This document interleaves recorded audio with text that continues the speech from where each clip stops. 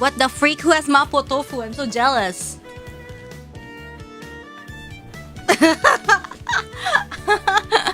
Yo, what? How come you have mapo tofu? I don't have mapo tofu. What? Sorry, just go back from the kitchen. I'm gonna boot up the game real quick. Yo, what? Hold on. What's the game called? Apollo Juice DJ.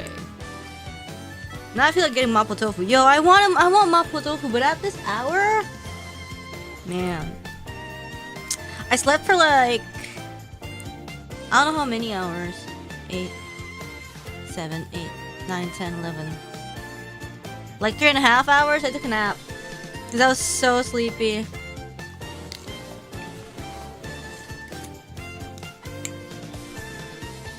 You had a nice nap? Thank you. Nap maxing.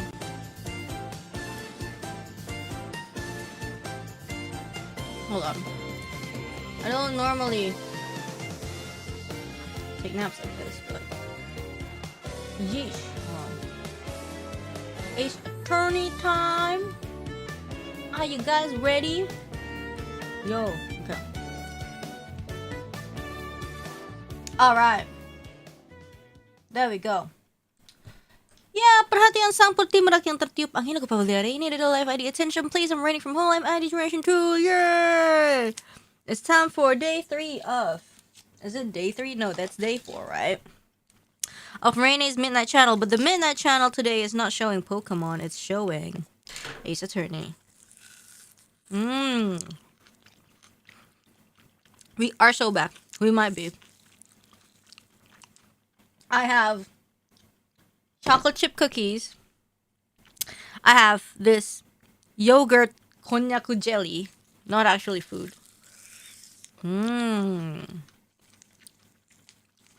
How much do you remember since last time? I remember.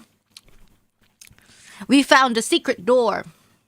We found a secret door, which was the hiding place for the whatever. And then we went down the sewer, and we found out the bad guys turned out to be just attorneys. Yeah. Watch the VOD? No, I didn't. I wanted to test how good my memory was. And Rafa was like, what? But yeah. It is time for us to... Okay, is this my new controller? No, this is my old one. Okay, there we go. Secret tunnel. There was a clock or something? Wait, what clock? Like downstairs?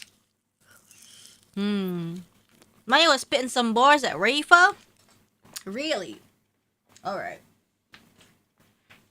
Oh, and then there was, you know, the knockoff. They're totally not Plume Punisher. They're totally not knockoff Steel Samurai. Alright. It was a special clock. Let's go, guys.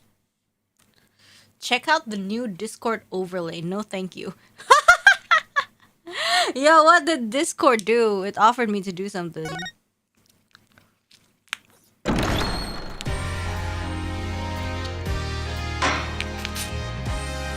Alright, we're at trial day 2. Just imagine we got something and we got amnesia, but we got some responsibilities, so we gotta show up to trial, yeah? Alright.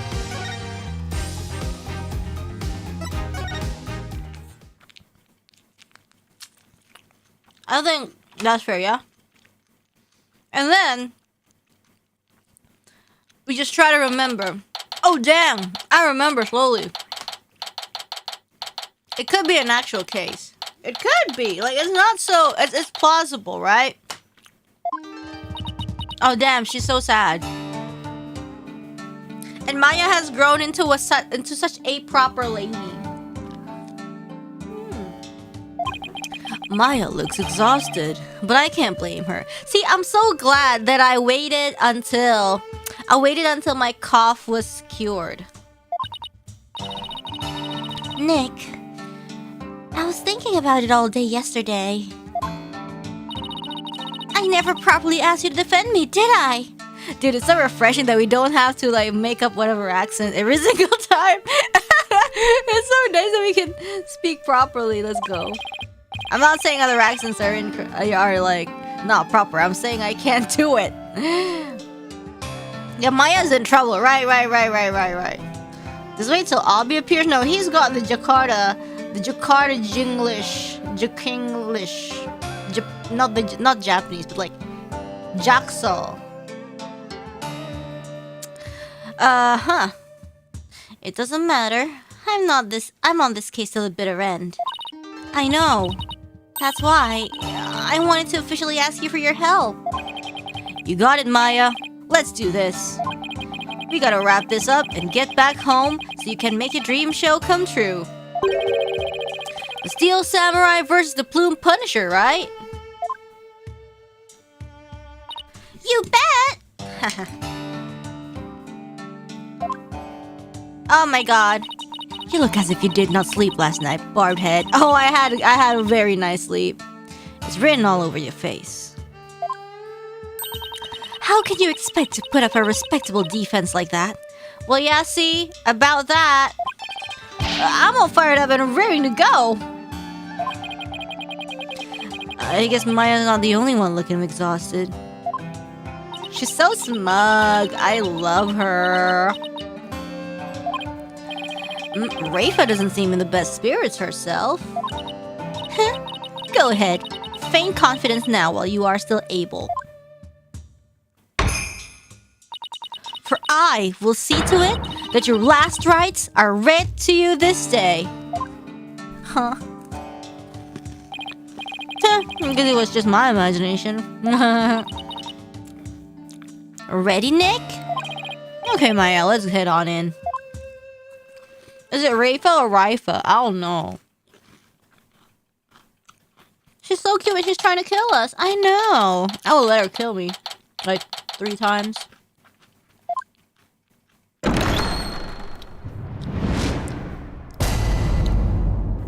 She somehow does smug better than anyone in the series full of smug characters. True.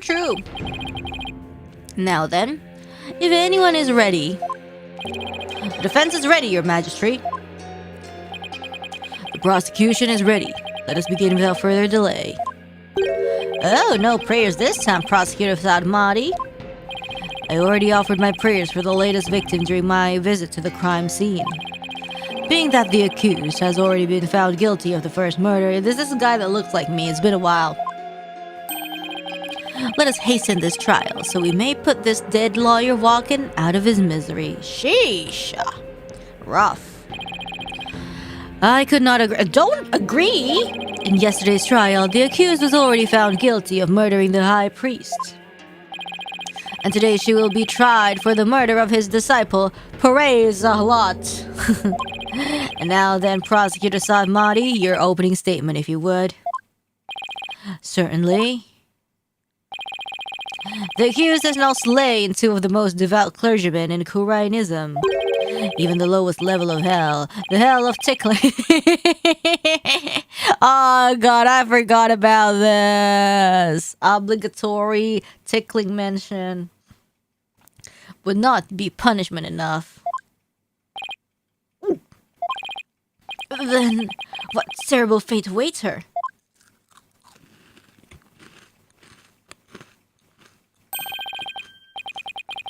Bagel hell. A realm of eternal agony. There she will suffer the endless punishment of Jagar by the galoon of Pulmoten. Furthermore, enough!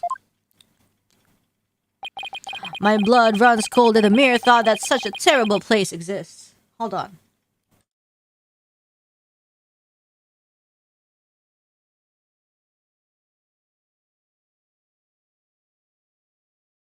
Where's my drink? I was going to ask for a translation, but on second thought, ignorance is bliss.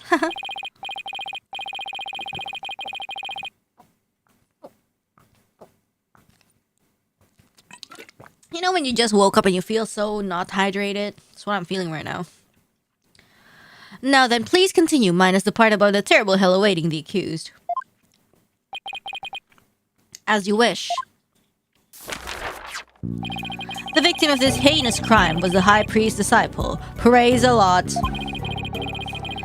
He had been training under the high priest while living at the priest's home. I had met him a number of times, and he seemed like an earnest young man.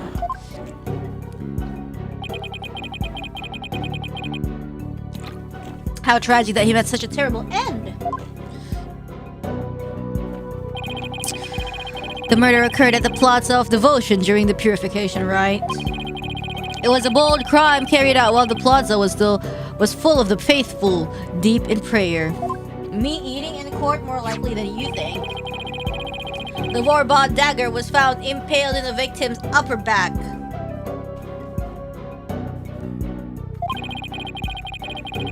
The stabbing caused a spinal cord injury, that killed him instantly. This is important. He died instantly.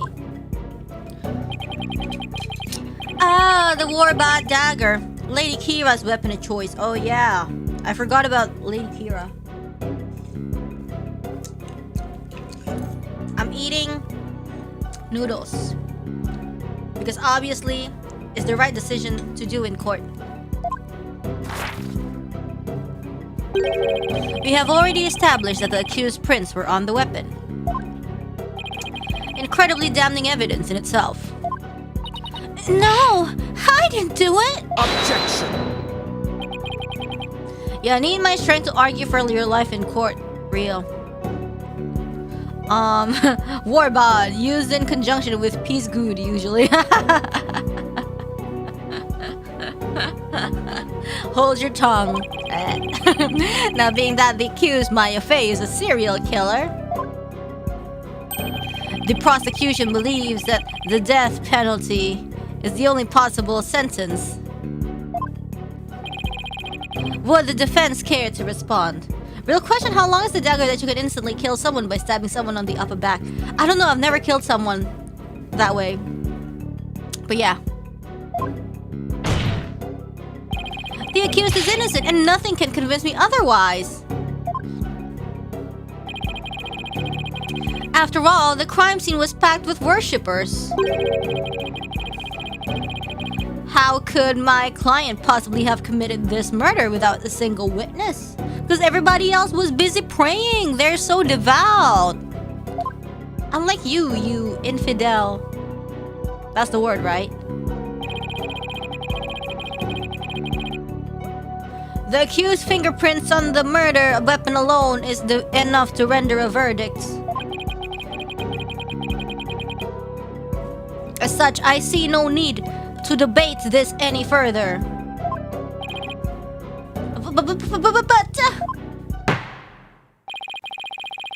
Well, once her benevolence conducts her seance, it will be clear for all to see. And excuse me, let me just slurp my noodles.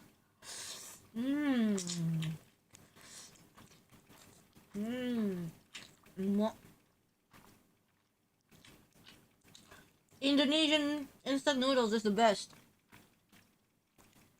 Proud, bangga jadi anak Indonesia.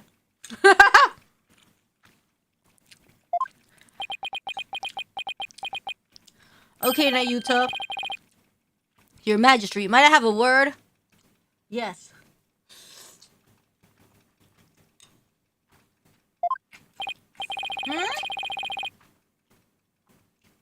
Is something the matter, Prosecutor Sanmari? It is about the divination seance. That's enough. What? Your benevolence. I will not tolerate any slander about my divination seance. Either you watch it or you shut the freak up and walk outside. And ID Miraculous gave me some ache flavor enemy. It was delicious. Yeah! Reine sahur jam 18 lagi, jam 12. Stop right there, Prosecutor Samadi. As you wish. Forgive me for overstepping my bounds.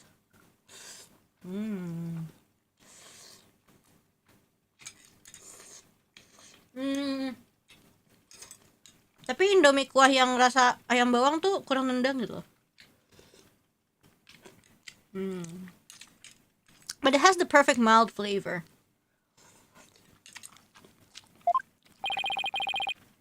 What was that all about? Barbhead, have you made peace with your fate?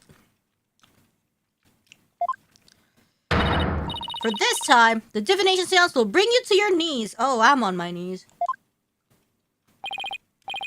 I'm ready and accept your challenge. The only problem is, I have no weapons at my disposal. What? Guys! Our only hope now is what we can glean from the seance vision and Raifa's insights. Very well. The divination seance, if you please, your benevolence. Sure, I tried to be like, you know, my food, but she keeps talking. Yes, let us begin. Nina! Yo, yo, welcome to the royalty.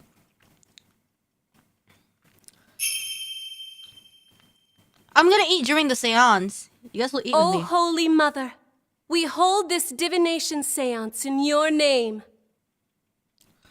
Let the eyes of everyone here be clear and our ears be unstopped. Yeah.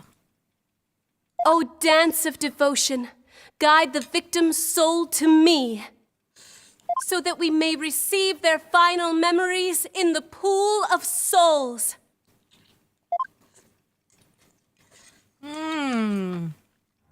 It's Raifa time! Yeah, she has a deep voice.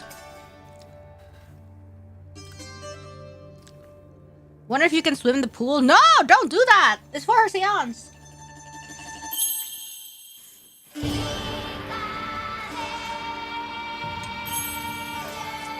Imaga chance dato? 今がチャンスってどういうこと? We must not sully the sacred seance pool with our dirty swimming. Okay. She dance.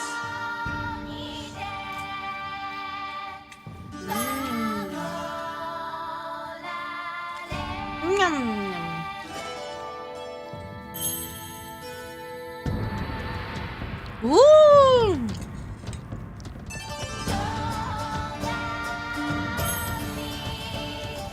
I always love this sequence. It gives me time to eat.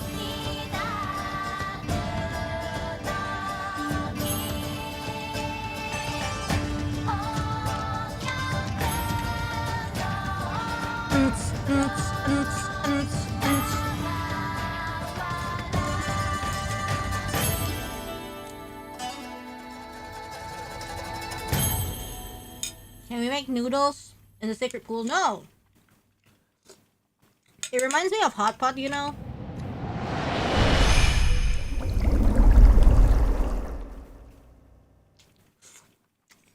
I feel like we would get arrested for that.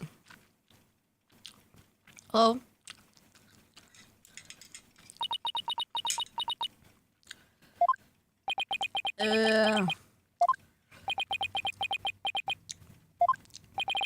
I don't get it. Why wasn't there anything to see? Huh? What in the world?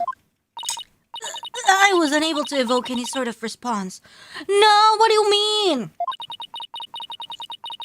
I called out on the spirit's name many times, but to no avail. They're busy.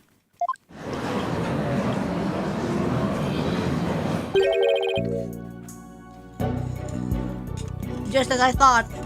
There was a storm, so there was no signal. Wait, what does he know? What does he know that we don't?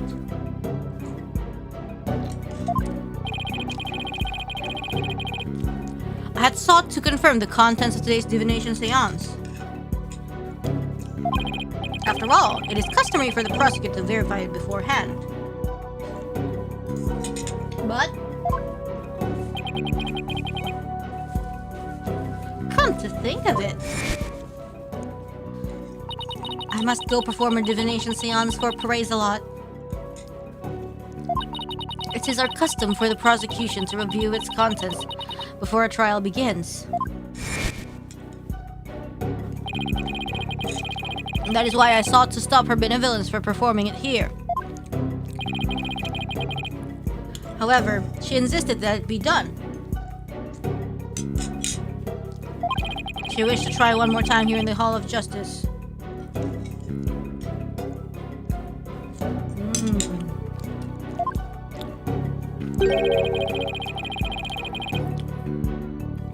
It would appear her benevolence is tired from her manifold duties. No, it's you guys! You guys were cooking hot pot in the pool! That's why it didn't work. I'm not anything of the sort.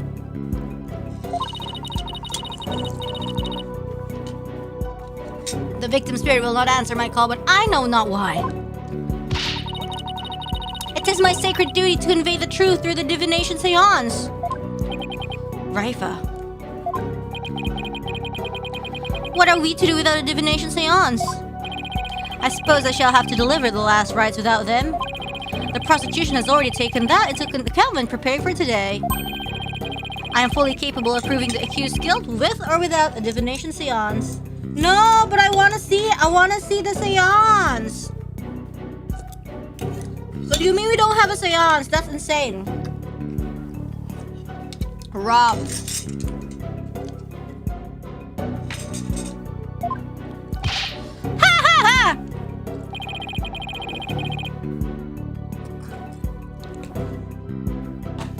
You never fail to impress Prosecutor Samadi. This is bad. The divination seance was my one and only hope. Maybe the spiritual signal was jammed. Your Majesty, her benevolence said she isn't tired. So, shouldn't we try to find out why the divination seance failed? Exactly, yo. Don't get me wrong, Raifa. It's not like I defended you on purpose. It's just that, you know. Why have you suddenly taken such a keen interest in the divination seance? Yes, explain yourself. The divination seance is for shedding light on an accused's crimes. Is it the Holy Mother's hammer of wrath? It is the Holy Mother's hammer of wrath that it ever poised to pound you into your grave. Pound it into the grave. Ugh. You should fear it, not plead for it. I believe in my client. Plus yesterday... Poise Elden Ring reference? Real, that's what I was talking about. I was thinking, somebody told me something that changed my mind. The divination seance was once thought of as just another piece of evidence. If we were to correctly interpret the visions through careful analysis, then they would lead us to the truth behind what really happened. And the truth will show that my client, Maya Fey, is innocent. The truth is, you don't have anything else to fall back on, huh, Nick? Maya, please, you're not helping.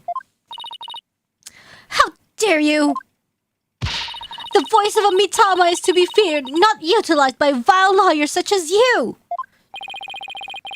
Seances exact a heavy toll upon the royal priestess. It would be best not to burden her any further. Or does the defense feel that it can pose no counter-argument without the seance? No, of course not. He's alright to the roomie. I'll have to find a way to make the divination seance happen or we're toast. Well, since the divination seance is not possible at this time, I see no other choice. Let us proceed with the trial without the... No! Without the seance? None. Why? Thank you, Your Majesty. Why, you? I will not forget this, barbed head. Huh? I thought we were defending her. This will not be the last you see of me. So which is it? Are you gonna live? Now then, I will now proceed by providing an outline of the case at hand. Yo, it's so Rafe over. She hates us! Real. Cry emote. She hates us! Very well, if the lead detective would please come to the stand, we may begin.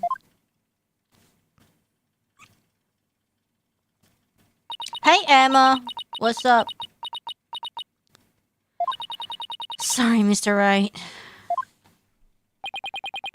Detective Sky. I understand how you would wish to save the accused and the defense. They are your friends, after all. But you must let them go and move on. Let them go, yo. But there is only one way to save them now. Pray for them. By giving their souls the chance to burn away the taint of their sins in the infernal flames. Ugh. I can't do this! Ah, no eating in the sacred hall of justice! Well...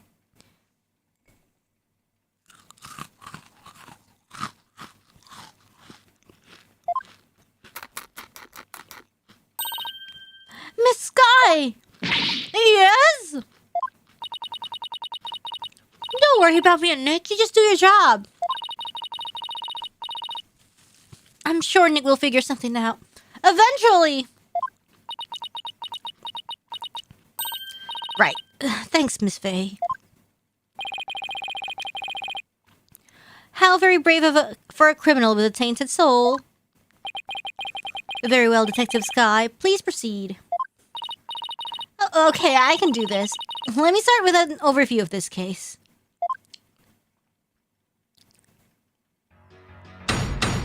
Alright, it is time for our regular witness testimony. No seance, but that's okay, we'll live. The latest victim was praised a lot. He had been training under the High Priest and living at this house for the past 2 years. The High Priest's widow, Believe in Me, has identified the victim's body. Oh yeah, the other day, were we talking about widow and...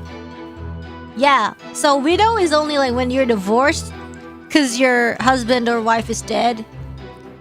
And like if they're not dead, you just call yourself like a divorce. Latest, not late? Wait, what did I say?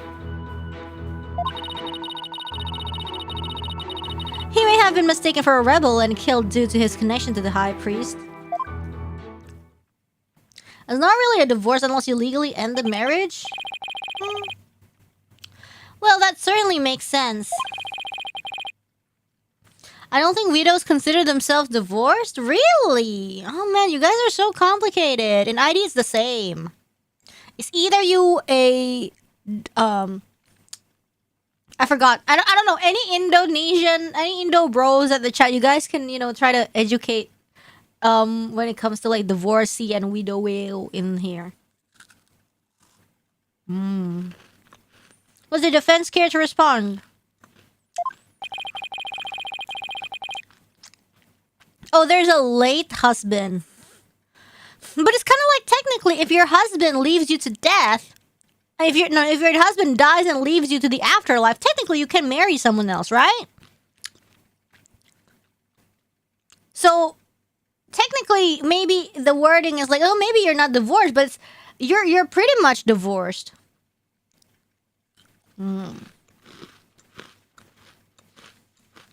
Technically, yeah. But not divorced, you are now single? Damn.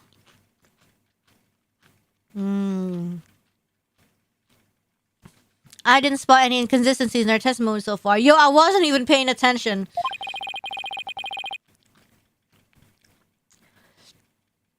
In English, it just splits the meaning. And I don't have any evidence in my arsenal. What am I going to do now? Yeah, I only paid attention to the widow part.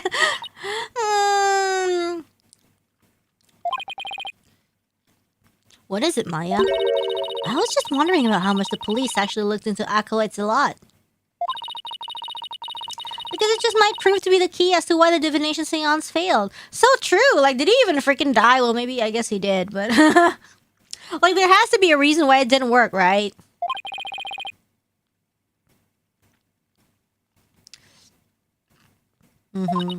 Oh, well, it's just a hunch. Wait a second. During my investigation, Wright told me about how the divination seance works. Yeah! If I could figure out why it failed, maybe she could try it again. Okay, time to press for some more information.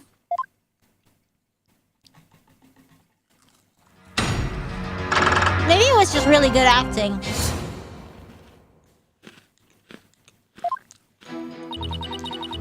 The latest victim was praised a lot.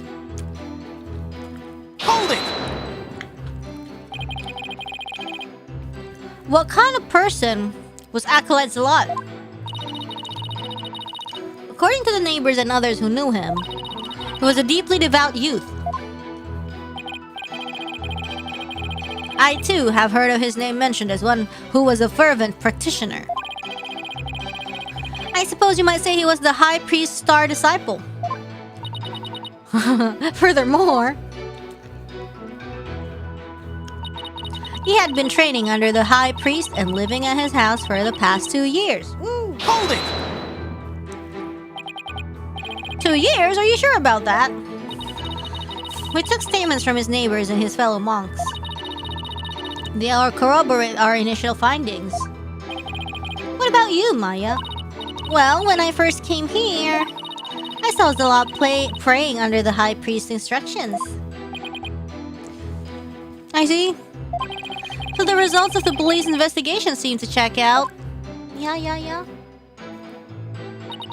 The high priest's widow, Believe in Me, has identified the victim's body. And was Mrs. Inmi's positive ID the only way you verified the identity of the victim? Yeah, what if it wasn't even praised a lot? Well, no. We also checked the ID card he carried and the data in his family registry. But... but what? His personal information didn't match any of the public records we cross-referenced. See? It's a problem of identity. It's kind of like when you write on a death note, you gotta have this person's actual name. Maybe that's why the divination seance failed. Well, I'm not sure what you mean, Mr. Wright. Here's what I'm thinking. Praise-a-lot is a fake name. Yeah, who has that kind of name? The victim decided to hide his identity for some reason. In other words, he was using a fake name. Or what if he's an actual, what if he's like an immigrant? Like, didn't they mention, like, a lot of immigrants come here? The royal priestess used the deceased face and true name to summon their spirit. Why, yes, it's indeed true.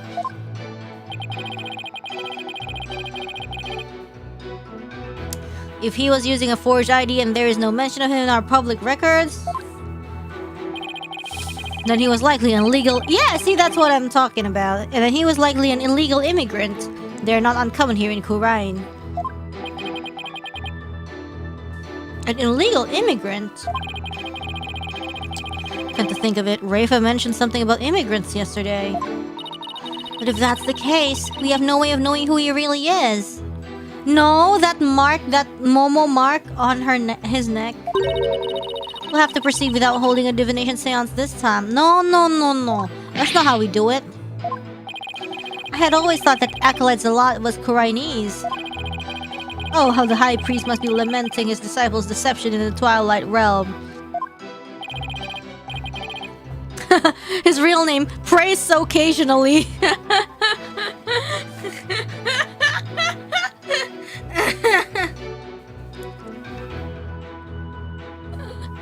Well, Mr. Wright, what do you think? Should we add this to the testimony? Yeah, add it. This is an important fact. Please add it to the testimony.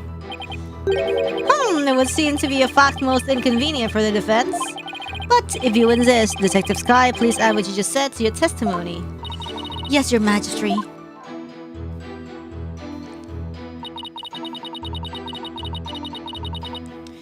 So now let's see if we know something about it.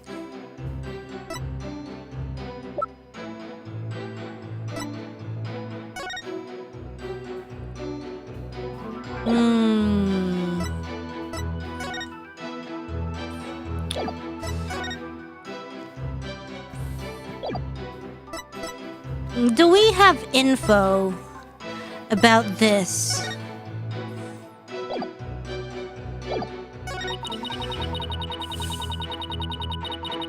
He may have been mistaken for a rebel and killed due to his connection with the High Priest.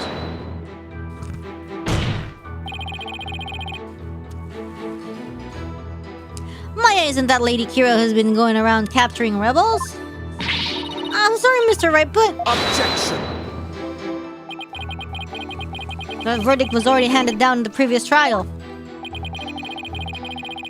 It is no longer a point of dispute, and I will not allow you to make it so. But no ifs, ands, and most of all, no buts. The accused was posing as Lady Kee'ra, and she killed acolytes a lot because she mistakenly believed them to be a rebel. That's not true! I'm sorry. The verdict has already been read in that case. I have to assume that it's fact now. Now what do we do? Ugh. Now I know why the divination seance failed, but nothing's actually changed. Yeah, which means we're in big trouble. If he really was an illegal immigrant, it's gonna be real hard to find out his real name. I guess our only choice is to give up on the whole divination seance thing. No! If only there was some way to find out the victim's real name.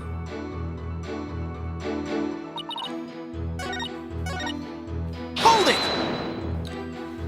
Okay, isn't there some way to track down his real name? No, not if he was an illegal immigrant. Have you actually confirmed that he was in Korea illegally?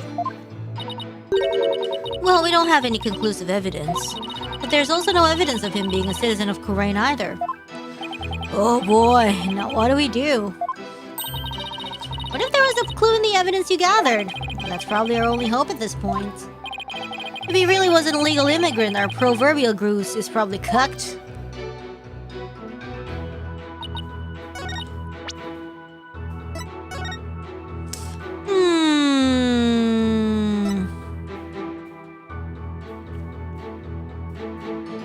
Happy Lucky.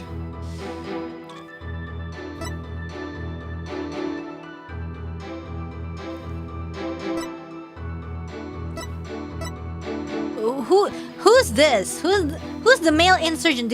Is he the one we met? Is he the one we met at the Did we never meet him? That's a rebel, right? That's a rebel. That's a rebel. It's the apple guy, right? Yeah.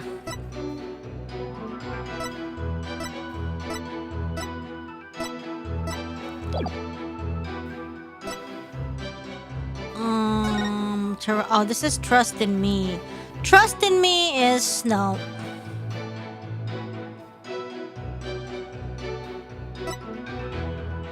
Okay. The mark on his face is one borne by all members of the Koreanist clergy somewhere on their bodies. Records of who has what mark and where are kept at Temple.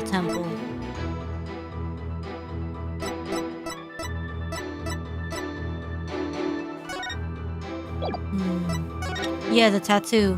This is Trust in Me, yeah? This Trust in Me? The spring water was already stained red. Yeah, this is the old evidence. Oh my god.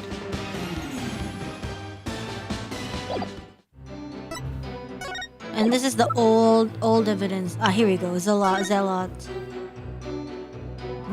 Yeah, see, there's this mark. Spinal cord injury. It's thought to be the Warbad dagger.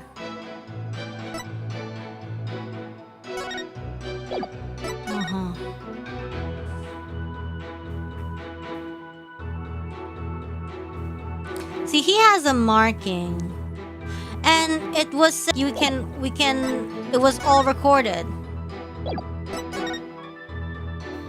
Imsan.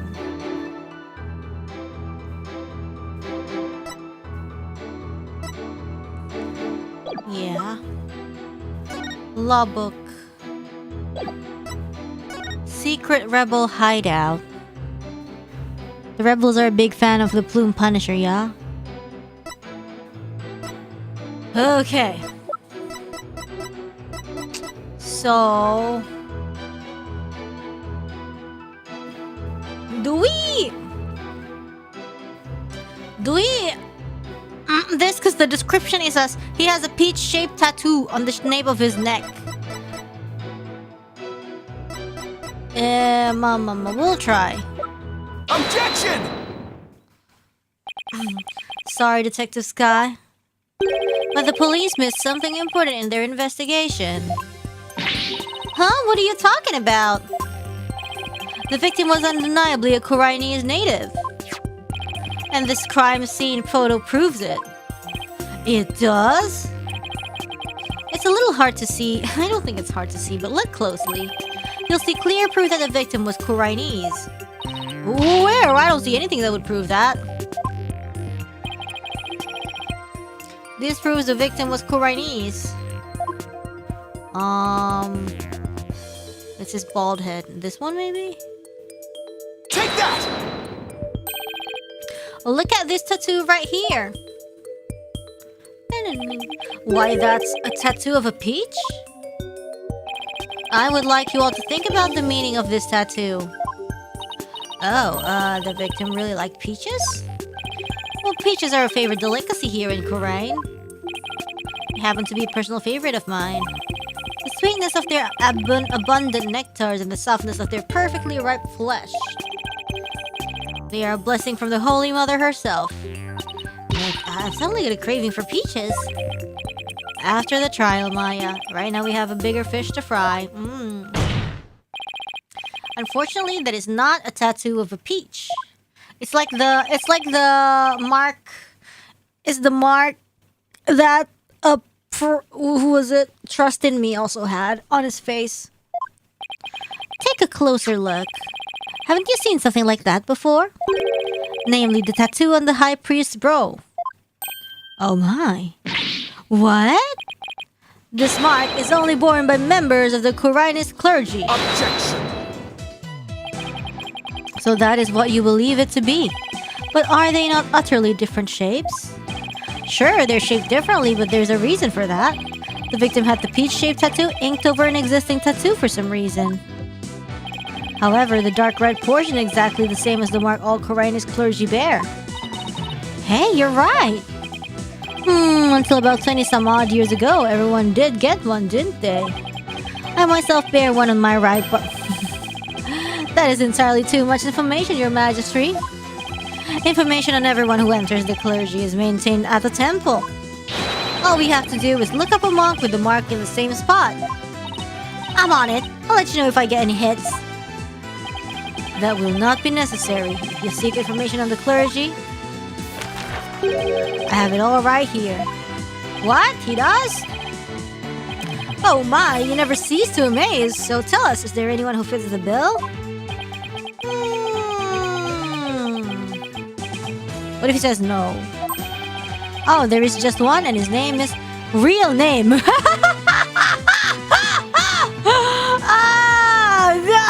That's even worse!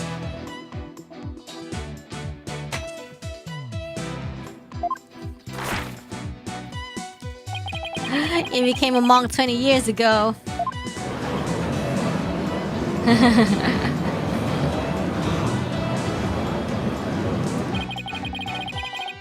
And that must be the victim's real name.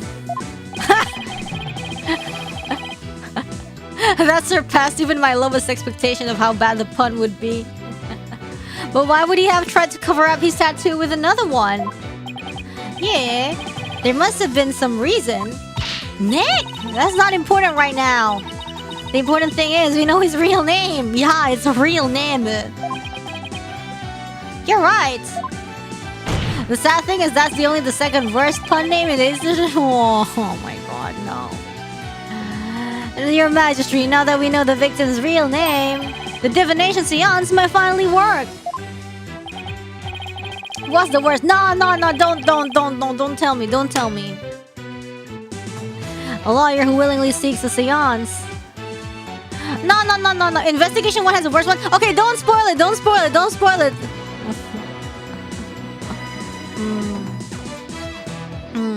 A lawyer who willingly seeks a seance that is entirely unprecedented. You are but digging your own grave. Defense? We won't know that until we try. Sure, it's risky, but it's our only hope. Very well, let the divination seance be held once more. Okay. Oh my god! Let's go!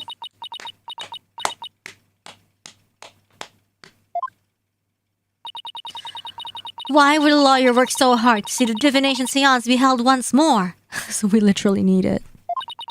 You are a fool, barbed head, and your foolishness shall yield no gratitude for me. For me, I guess. For with the truth revealed by my insights, I shall gladly seek your demise. Bring it on, princess. Because I will correctly interpret each and every one of your insights. You will regret ever thinking you could use my sacred insights as evidence.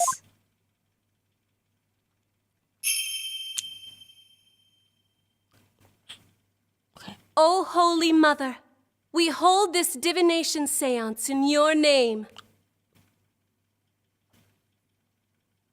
Let the eyes of everyone here be clear, and our ears be unstopped. O dance of devotion, guide the victim's soul to me. Okay. So that we may receive their final memories in the pool of souls. They actually have the give you the option to skip? Why would you do that?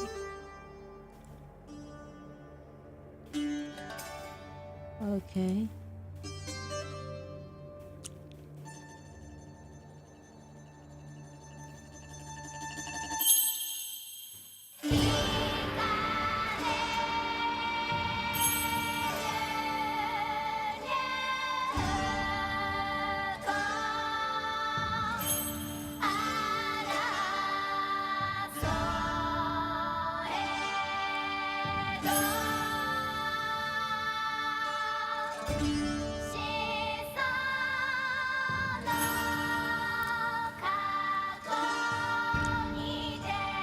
Wait.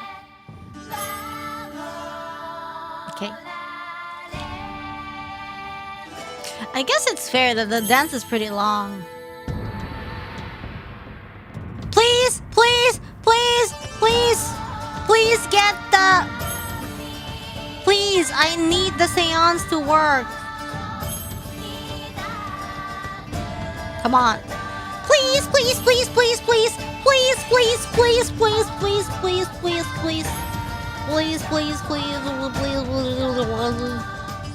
Wee. Okay, please. You think you could learn the choreo? Yeah, if I really want to. Please. Ah, it's working. Is it working? Yes! Gingil. Plume Punisher theme. Heavy. Ah! Bro, that's it? Okay.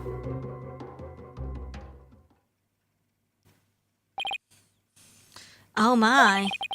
It is just as Mr. Wright surmised. Praise the law wasn't the victim's true name.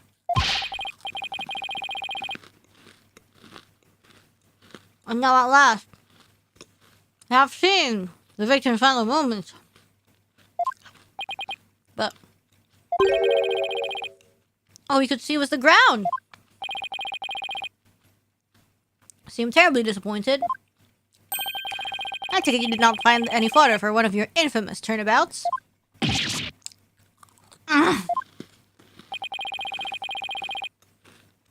I, on the other hand, have discovered something.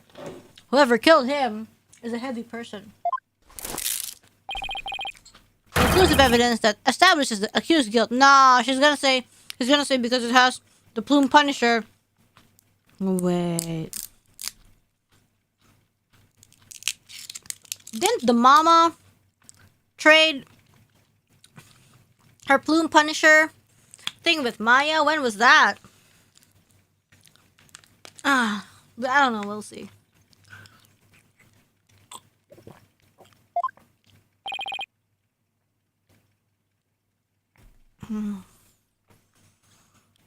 You did? Ha! A most surprising surprise attack. So tell us, Prosecutor Sadmati, what is this conclusive evidence you have found? The Plume Punisher theme song that the deceased heard. Is that so? Please consider this item here. It was confiscated from the accused during her interrogation. Hey, that's my plume punisher strap. It's like a picnic over here, you know? It's my evidence of music. When you press the Magatama on the plume punisher's belt,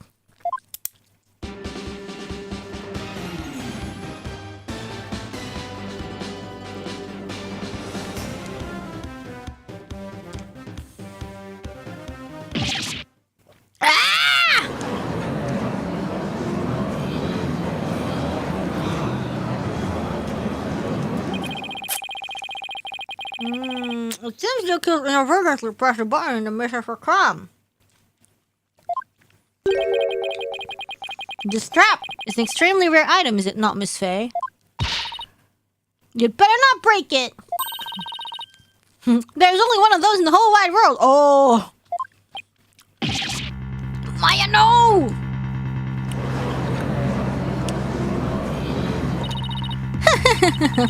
It is just as I said. Your flights of fancy have come crashing down on you. Well, she sure seems to be enjoying this.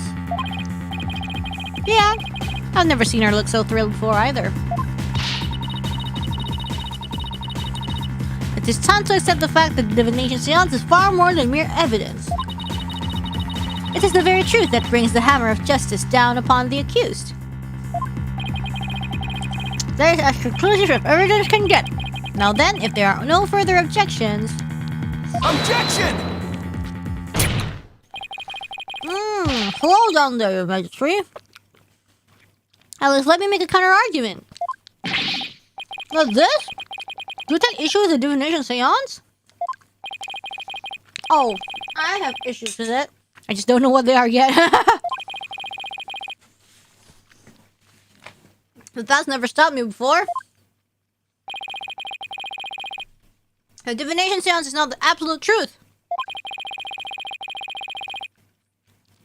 It only becomes the truth after it's been interpreted correctly. You do not know when you are beaten, do you, you foolish lawyer?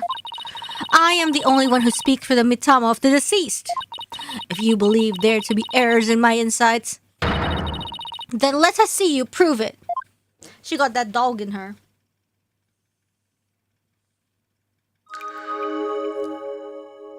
Alright. Let's go. Raifa's insight. The victim was offering up his prayers. It was the night of the rites.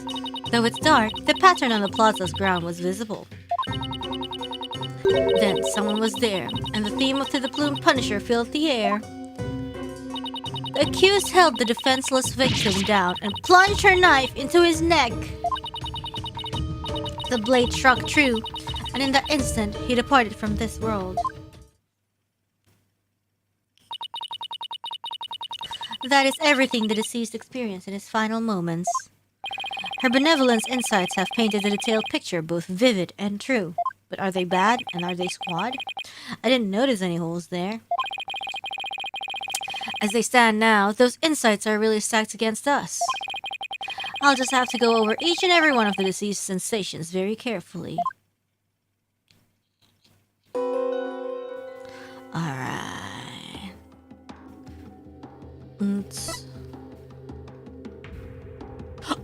Oh, this is nah, hell nah. This is not the plaza's ground. I know what this is. Nah, I know what this is. You guys know what this is? Because I do.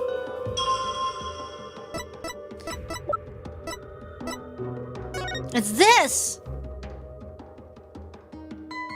And it's heavy because... Oh, gosh. Do I just do this? Because it's like she's like, the pattern on the plaza ground was visible.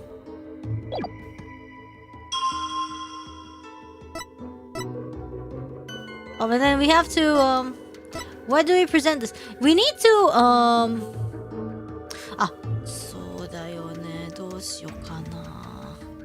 I don't remember how to play this. Oh my god. I know what is happening. I just don't know.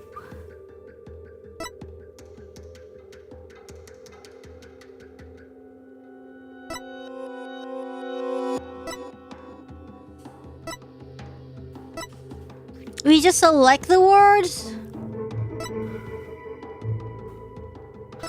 I forgot. Oh my god. So it's not this. This is to just check the evidence. What the hell is Gingil, yo? What is Gingil?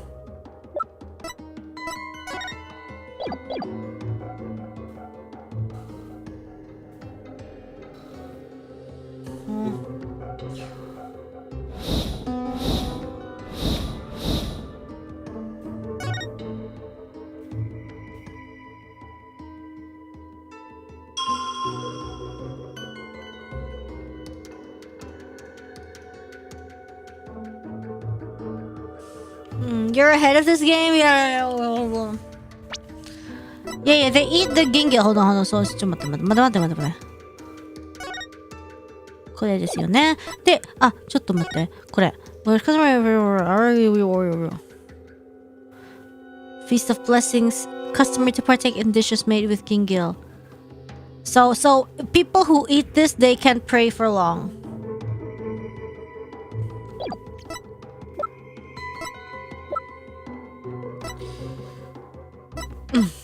Yeah.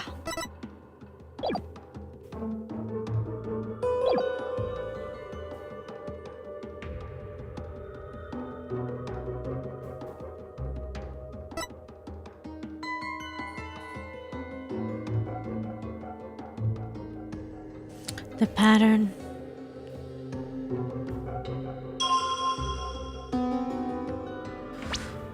Hold on. ちょっと待って。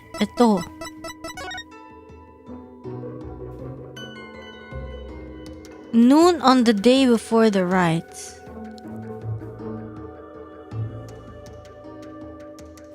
Must be finished by 3 p.m. the same day.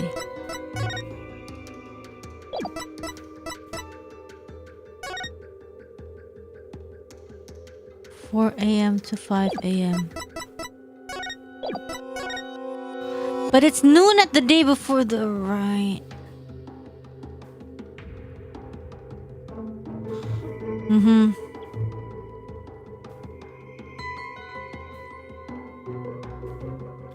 Family photo was...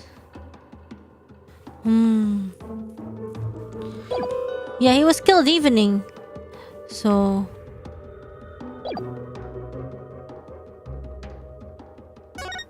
like this? It was night of the rite, and then it's Gingil smell. Objection!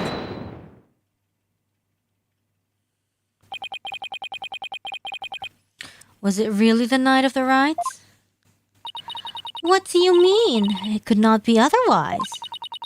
The accused slew acolytes a lot after killing the high priest during the purification rite. The only problem is the deceased spirit does not corroborate that. What's this? Take a good look at what the victim smelled. Do you see how it says Gingil? Acolytes a lot shouldn't have smelled any Gingil on the night of the rite. What do you mean? Let me back up my statements with some evidence for you. This should explain how the victim couldn't have smelled Gingil on the night of the rite. It's the statement of this one, right? The day, because it says the day before the rites. Take that! Nah, cause I was thinking damn, the food must be so smelly if you can smell it the next day. The high priest's wife, believe in me, told me about the Feast of Blessings. The feast includes a number of Gingil-based dishes, and they're only supposed to be served at a certain time of the day before the rite. Why, I believe you're right. I had completely forgotten about that. During the feast, the unique smell of Gingil pervades the entire kingdom. The fact that the victim smelled it means he was murdered between noon and 3 p.m. the day before the purification of Wright.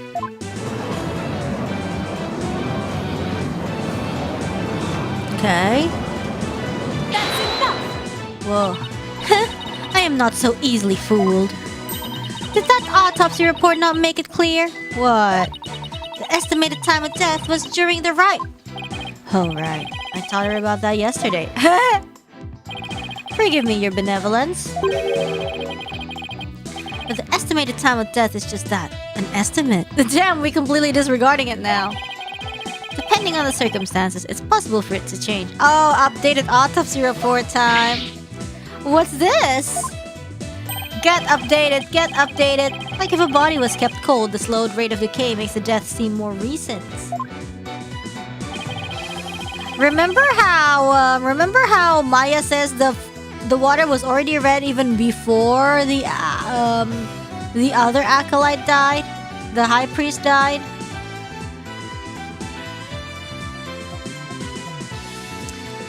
Why, I believe I have heard something of the sort before. If it is as Mr. Wright claims, the estimated time of death in the autopsy report will have to be revised. Yeah, whose sauce in the pool was that exactly? Barbed head, you blinded me with science! What is that? So, what am I apologizing for? No matter. The murder may have occurred in the afternoon hours the day before the Wright. Nevertheless, the murder weapon with the accused's prints on it is incontrovertible evidence. I will now amend my insights to account for this new truth. Did he die from the bird? Did he get stabbed on the neck by this sharp bird thing? Jeez, that's rough. I love how Reifa is so open to learning. I know.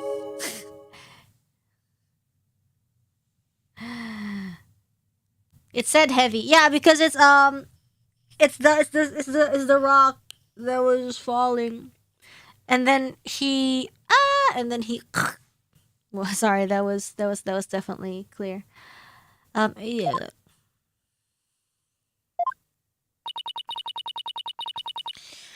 The time of death has been corrected, leaving my insight infallible. Nick! A change in the time of death is bound to cause some sort of inconsistency. Yeah? If I had something that showed what it was like on that day, it could really help.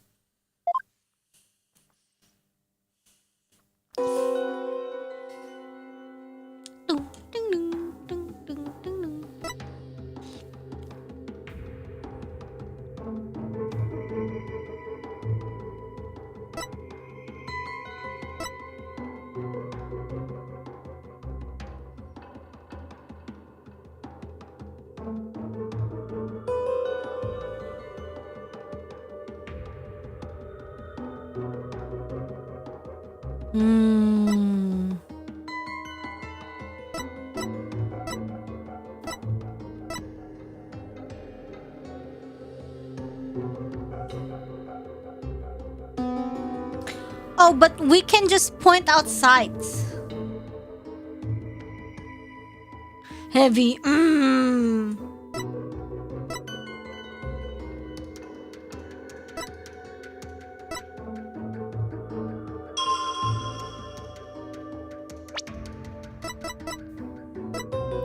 Can we see the... Oh, yeah.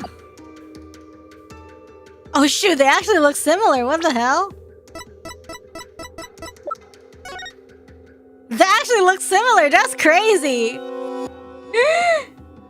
they actually look similar. That's crazy. What? What are the chances for that?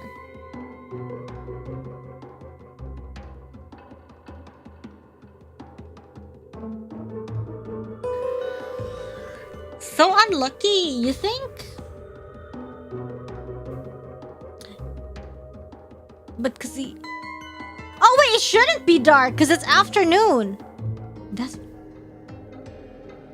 Okay, you know what? We'll try. The change in the date and time of the crime has caused a new inconsistency to surface. What's this? Oh, you are making that irritating face again. Cease that at once. Sorry, but this is the face I was born with. Now let's focus on what is important, what the victim saw in his final moments. Do you have bats in the belfry, Barbhead? There is nothing to see. The ground at the plaza was all that entered the victim's eyes.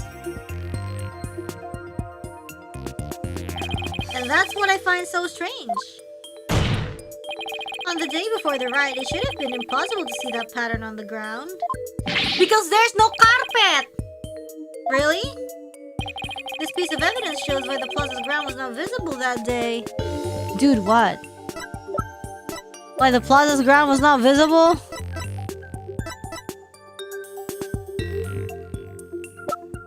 Bro, I don't know.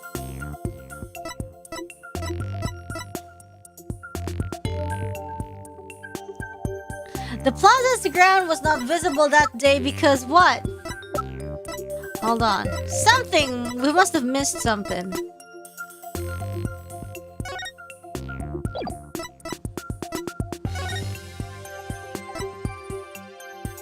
Thick ice?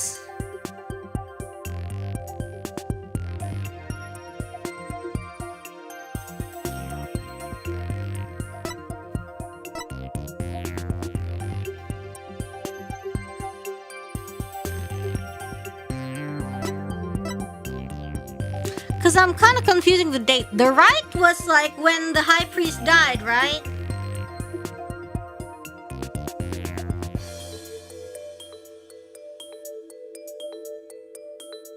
Yeah. The rite can now go as planned. So the day before, it was snowing. Yeah. Take that! Yeah, that's what keeps making me confused. This newspaper had an article that is tiny in size but huge in importance. It says that the ground was covered with thick white ice the day before the riots. What? But the victim did not see so much as an ice cube on the ground. Exactly. And so we must ask, what was the victim looking at in his final moments? If you have something to say, then say it. The last thing the victim saw was not the ground at the Plaza of Devotion. This can only mean that he was killed elsewhere. What? What? What? Oh yeah, we are ahead of the game totally. What? And where do you propose the victim was actually killed? Yes, tell us where. Otherwise your argument is worthless. About that, I haven't gone to that part yet. Any ideas, Maya? Let me think. Well, it's somewhere green and shaggy, right? Right, but where could that be? What is it, Barbed Head? Giving up already? Not at all. Nowhere have I seen something green and shaggy. This shows where the victim was killed. Take that! The secret hideout the rebels were using. The rebel hideout? And see, that's the Plume Punisher alarm. That's where it came from. There was no such place anywhere on the floor of that chamber. You're absolutely right. There's no place on the floor anyways. Then what did the victim see in his final moments if not the floor of the rebel hideout? This is what the victim saw in his final moment. Take that! The shaggy green surface the victim saw was one of the moss-covered stone slabs. Yeah. As you can see, there are two distinct hand-shaped impressions in the moss here. I believe the victim was killed while he stood there with his hands pressed against the slab. Objection! That does agree with the seance vision. However, one cannot definitely declare they are one and the same. I concur. There is no proof that a murder occurred in the rebel hideout. Oh yeah? Indeed. What evidence do you have of this? I've already shown you the evidence. Well, what do you mean? Please take a look at the second version of the photo I just showed you. You can see the results of a luminol test I performed in the rebel hideout. This is proof positive that someone had been bleeding in front of that stone slab. Is this true? This information has already been provided to the police. Ah, Detective Sky, to whom does this blood belong? We thought it was the High Priest's blood that flowed in from outside, so we haven't tested it yet. Oh my god! Caught slacking. Then you must do so at once. Yes, Your Majesty.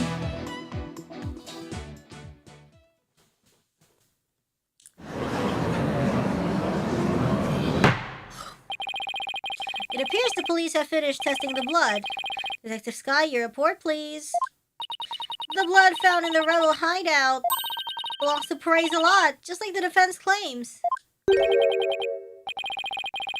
Detective Sky, do you realize what your blunder has done to me? When this trial concludes, I want to see you in my prayer chamber. There, I will deliver a joyous sermon unto you for 8 hours straight. I'm really sorry, but please, anything but that. Nick, maybe, just maybe, this is the chance we've been waiting for. Yep, it would seem so. Hate to do this to Emma, but...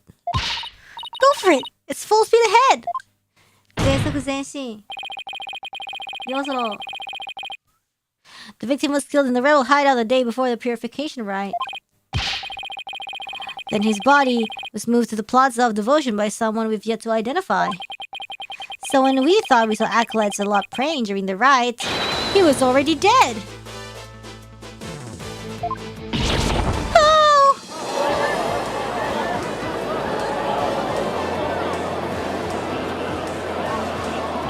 And that's not all. If he was killed at the inner sanctum, that would explain one more thing. And that would be how the time of death was made to look later than it actually was. The proof of which was left behind in the sanctum. This points to how the time of death was made to appear later than it actually was. Sorry, what? Sorry, what?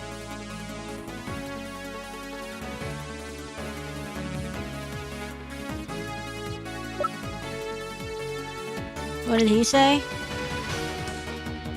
Left behind at the sanctum?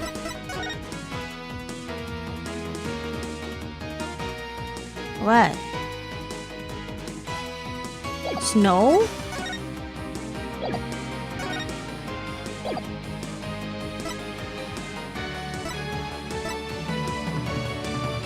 What's the evidence that we show? The game treats it like it's, you know, it's obvious, but I have no idea if I should present the snow or the report. Oh, the shoveled out snow area. Oh, yeah. Oh, this one. Oh, he got freaking buried in there. Take that! Why, these are photos of the inner sanctum? Oh my god, my AC broke again.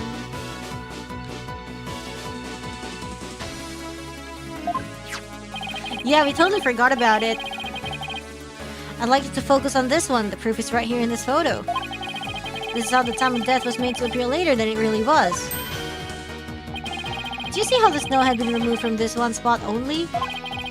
That's because it was used to keep the victim's body cold. And that's why the time of death wasn't what it seemed. That's enough! The time was mistaken, and the place too, and just what do you believe that proves? That my client is innocent. What of her fingerprints on the dagger and the Plume Punisher's team the victim heard? You have failed. Hold on. Hopefully it works, please. You have failed to address these two key pieces of evidence. So wait, you guys, this is the trouble with the AC. The thing is, if I turn it off and then I turn it on like later, maybe an hour later and stuff like that, it's fine. But like if I turn it off and turn it on again in like a short period of time, it turns on, like, it opens, but it kind of fails to like basically turn on, like woo, and then it eventually just closes itself again. But like if you leave it for like maybe an hour, 2 hours, and then like turn it on again, it works. Yeah, it doesn't blow air. Yeah, it's kind of like needs repairs. Yeah, but what kind of repair?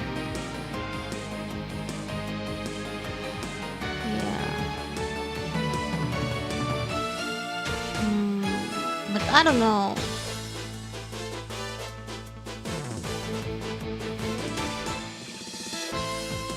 Yeah, failed to address these 2 key pieces of evidence. Ugh, I see your point. Wasn't this your big chance, Nick? I'm really hoping that the difference in location can invalidate either the weapon or the theme song from being used as evidence against you. Actually, that might be possible, at least for one of them. Really? What's this? You say you can contradict our argument for a key piece of evidence? Yeah, see? It's not doing anything. God, I'm gonna die. I'm gonna die of heat. Very well, let us see you try. Hold on, give me a second, guys. I have a little fan that I can use.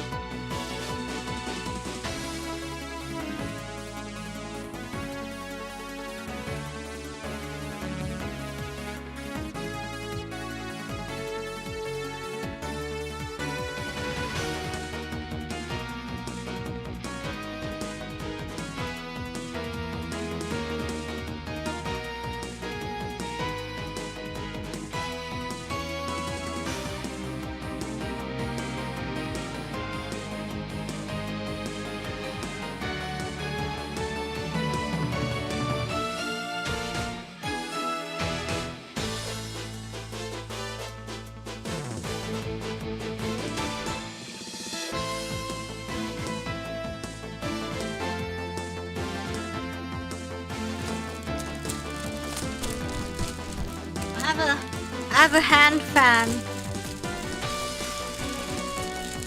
But how am I gonna play the game if I just keep fanning myself? Is it still hot? And now what do you mean still? Without the AC, it's hot every single night. The only reason I keep saying sometimes it's cold is because I have the AC on indoors. Okay, wait. Nah, man. It was making sound, but then it's not making sound anymore. Like, I hear it like but then it stops making noise. The thing is, like, we do have maintenance, but like no one ever says anything about it. You know, like the technicians, I have a feeling like, do they actually even know?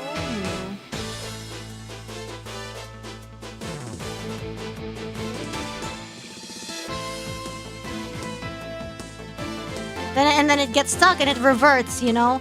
But it's kind of like, if you leave it, the problem is if you leave it for a while, like a few hours or like, and then it's like, it goes back to normal. But then like, yeah, sometimes it works, sometimes it doesn't. Yeah, it's just so annoying. Very well, just let us see you try.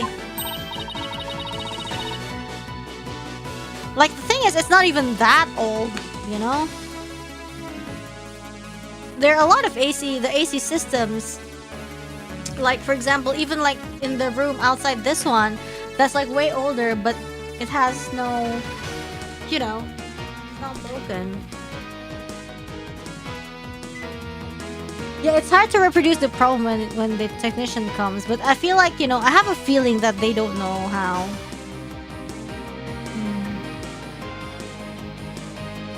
Take a good look at the rebel hideout photo. Oh.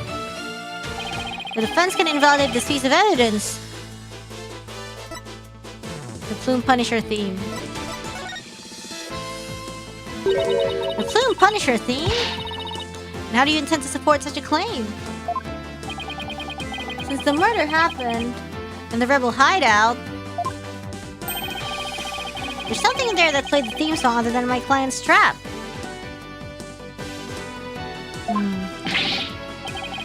Wasn't the strap? Is this true? Item that was over there. The item was this.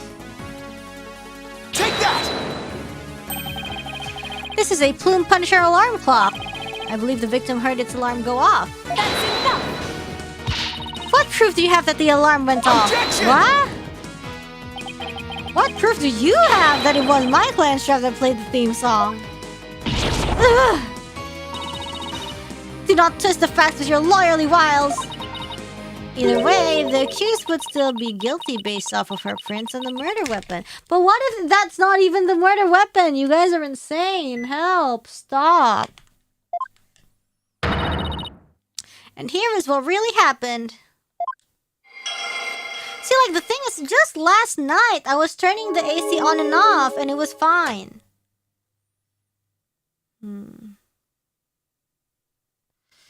Yes, yes. The victim stood with his hands on the stone slab in the hideout. Okay, it was the afternoon of the day before the rites. Oh my god, do you guys hear it?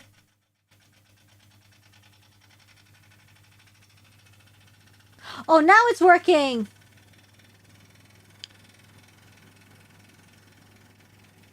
Now it's working! Oh my god, thank you.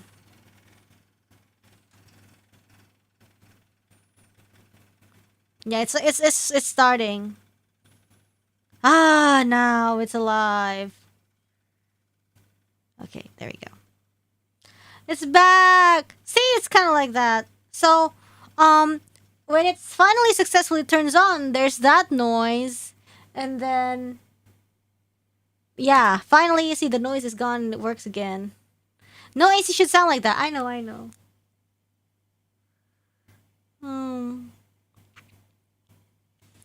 Yes, yes, yes. Might want to get it. See, the thing is exactly that. Like, even if I get it checked, like, they can only do, oh yeah, clean the stuff. It's a little bit dirty, and then like they refill the stuff, but then there's nothing else they can do. I feel like.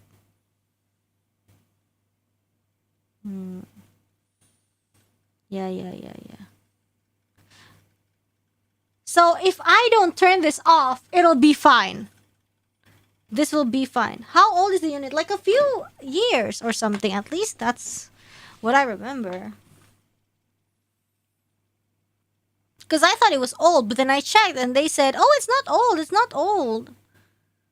You know. Yes. Then you have to pay for the electricity more. Well, it's my PC room. I have to keep it on all the time, or else, like, everything just melts.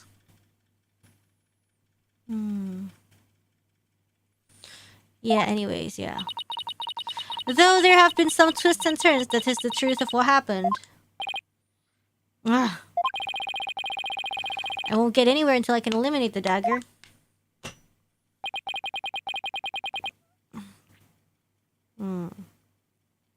Most impressive, your benevolence.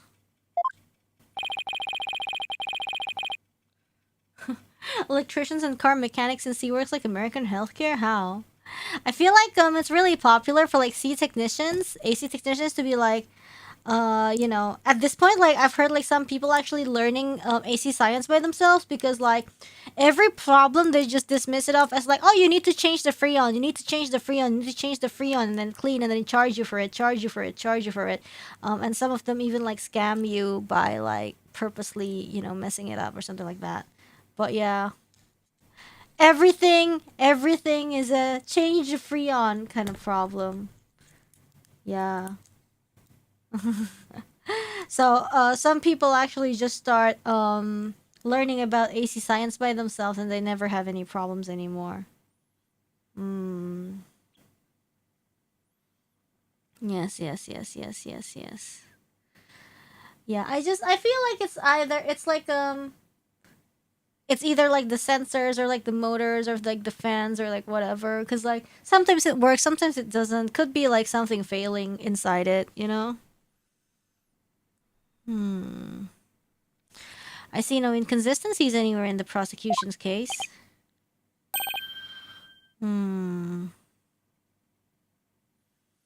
No, there is one.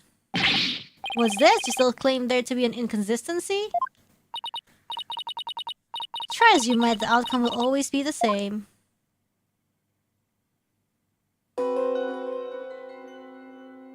Boom, boom, boom, boom. Okay.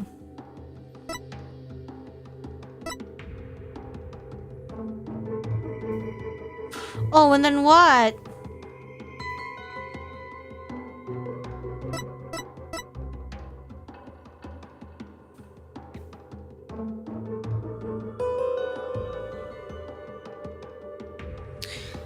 Happy, guys. The victim stood with his hands on the stone slab in the hideout. Yeah, it was the afternoon of the day before the riot.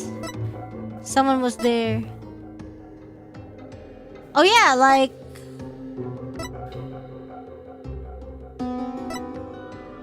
Oh yeah, there was... Because it's no longer on the floor, the description about somebody holding them down disappeared.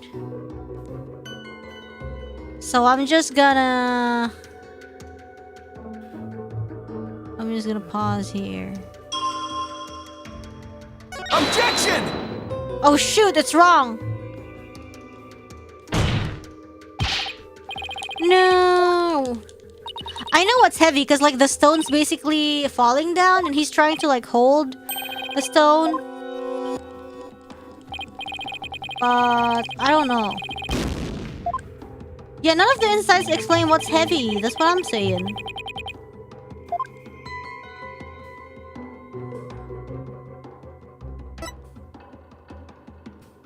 And then someone was there.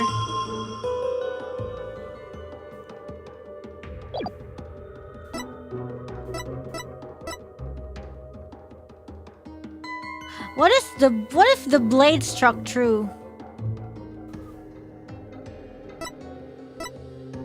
Someone was there. What is heavy? Is it someone was there?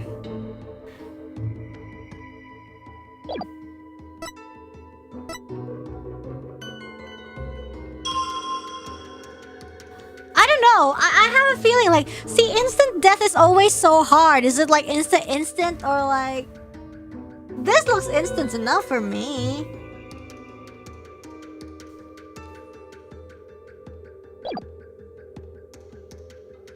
Instant death is always so annoying to like...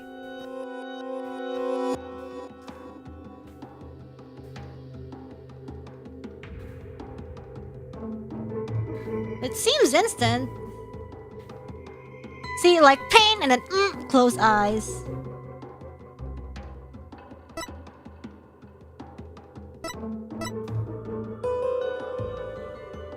Someone was there.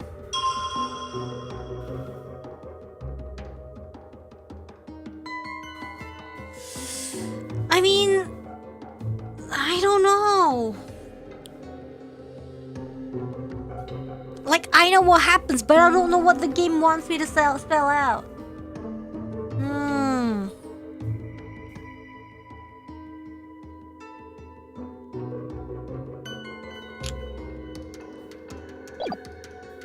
Someone was there. Pain. Defenseless victim's name. Stood with his hands on the stone slab in the hideout, yes. Wait, hold on.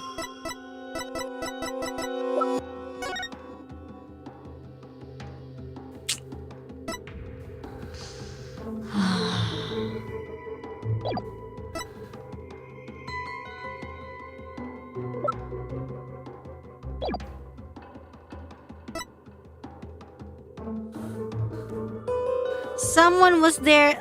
We don't even know that.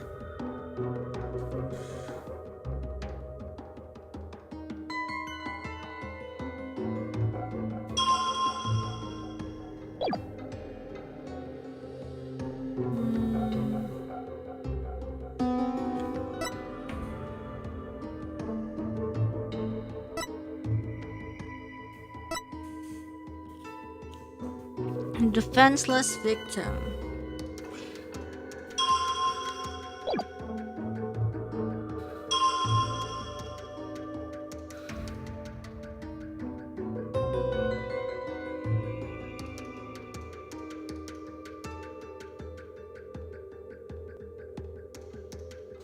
Pain?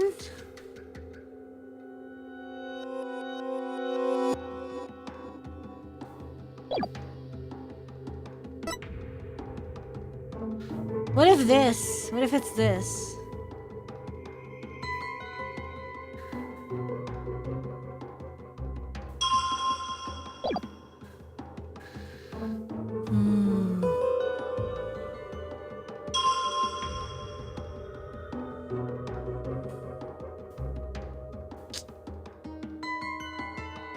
Objection! No. Okay, then the previous statement and then pain. Damn, this is just like a guessing game.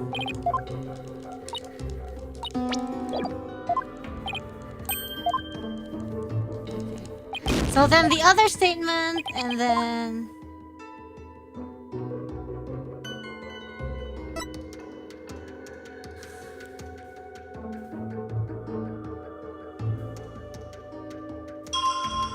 So maybe here?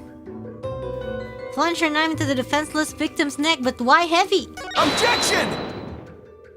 Oh my god! Oh my god! Oh my god! What? This is so insane. Like, we knew what happened like, exactly like the moment we stepped into court.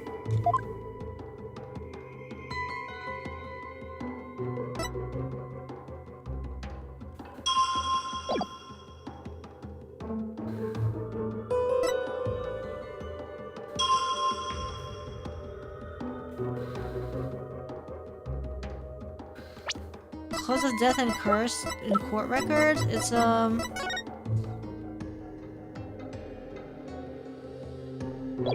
The weapon is thought to be Warbat dagger, which it isn't. Dude, like what? By the way, it's totally not the knife.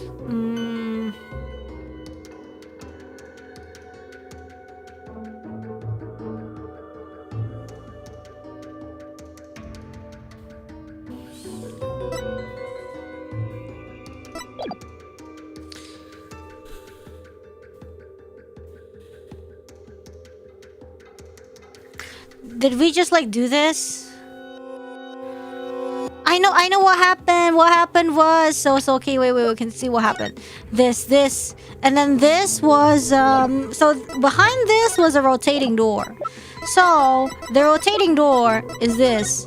See the little sharp bird. So what happens, I'm pretty sure what happened was the stone slab fell and it finally fell on him, and then because the rotating door had the bird facing him, he got stabbed by this. But like that's what happened. But it's like, how are we supposed to like what do you want, game? Like what do you want me to say? Yeah, the slab pushed him into the bird blades. Yes, that's what happened. But it's like what does the game want me to say? Damn. You're getting too far ahead. I know. I've been ahead of the game for the past an hour. He departed instantly. Should be no pain. I know, but we. So yada.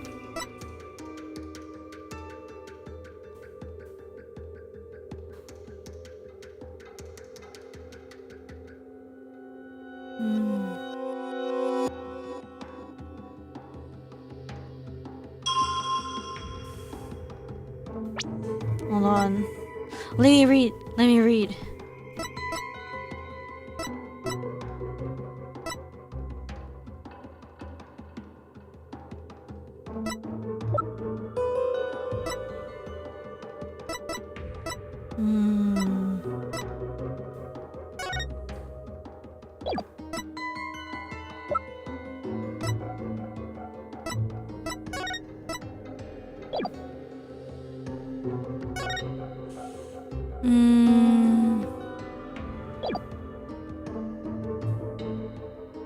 Why is it heavy if it says he was landing with his hand on the slab? The slab was like pushing down against him. That's why it's heavy. The slab was heavy.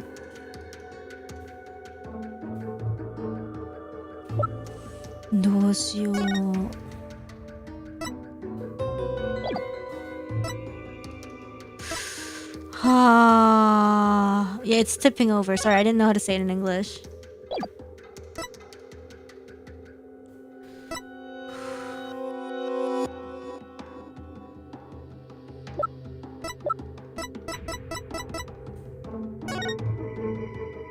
Stab wound to his back. Yeah, it doesn't say anything else.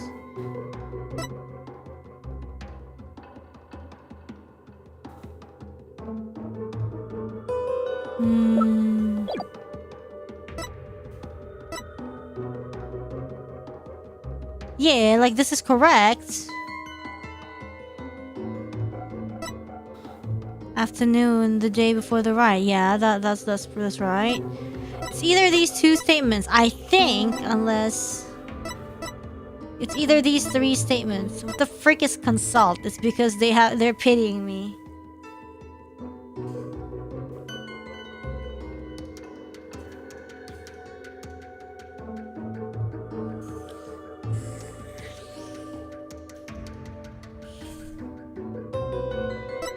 Why heavy if it's just...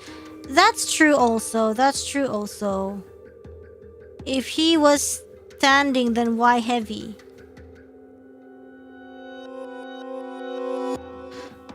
Okay, we'll see. We'll see. Let's try this. Let's try this. Oh my god, please. Objection! Oh my god.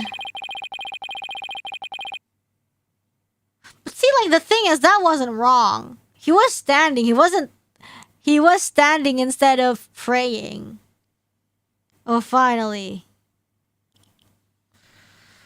The victim was originally thought to have been stabbed while bent over. That's exactly what I said! But he was actually standing with his hands against the stone slab. Yes! So the question is, where did the sensation of something heavy come? Now you're telling me it's obvious that it works that way. Yes, I see your point. Since the victim was standing, he couldn't have been held down. Yeah, that's what I'm saying.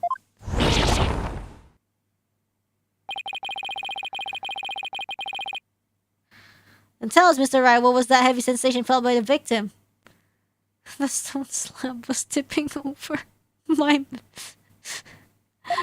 Majesty. What caused the heavy sensation Zealot felt? Any thoughts, Maya? No more thoughts. I agree. That sense of heaviness seems important, but... There's also the matter of Zealot's hands on the stone slab. Why were they even there? I don't know. Maybe they had an inspection, you know, pat down, little pat down. Can it be related to the cause of the heavy sensation? Yeah, no shit. Well, Mr. Wright, do you have an answer for us? Of course. If I just envision the state the law was in when he was killed. The cause of the heaviness the victim felt was the falling stone slab. Finally, we're here. Finally, we're here. Oh my god, it has been such a... Yeah, the only conceivable cause is... the stone slab falling over, trapping the victim underneath. We are here! Finally! Woo! What? Oh! Oh! The stone slab came falling down on him, crushing him underneath. Omedetou! Yatta! Right, that was the cause of the heavy sensation the victim felt. Objection. Well, your theory is impressive. You have overlooked a key fact. What? The victim was not crushed to death. Rather, he was stabbed. No, I'm gonna stab you if this keeps going on. Oh, yeah. Ow. Ow, sorry. I was playing with scissors and I hurt myself. I thought they were supposed to be a safety scissor. I thought it was impossible to hurt yourself with this. I was the one who got stabbed. How bad is the cut? I don't know. There's no bleeding yet. Or do you claim that the dagger was plunged in after the slab had fallen on him?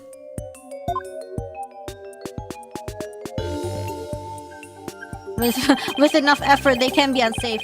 Yeah, I do own a pair of scissors, but they're the safety scissors, you know? The one where they used to, like, kind of, like, get yourself out of a bandage. Plus, had the killer been behind the victim, they would have both been crushed together. Well, would you care to explain? Sure, I'd love to. That doesn't mean I can. How could the dagger have been plunged in after the slab fell on the victim? Listen! The killer couldn't have plunged the dagger into the victim after the slab fell on him. But what if the murder weapon wasn't what we thought it was? Exactly! Well, that. Oh my god. There were other weapons in the rebel hideout. But the entrance to the hideout is right by the stone slab. There isn't enough space between the two to use any of the weapons found within. Yeah, there's not much space by the entrance, is there? So, what was the real murder weapon then? I better think of something. If the murder weapon wasn't the dagger, then the dagger must have been plunged into the victim after he was already dead. That means he was stabbed at least twice, but the autopsy doesn't mention that. And he must have been stabbed in the same spot with something shaped like the dagger. Oh, hi, Firefly! But the defense cared to offer an explanation sometime this century. Wasn't there something dagger-like near the scene of the crime? Yes, there is! Yes! Something that has a shape similar to the war-bound dagger? Yes!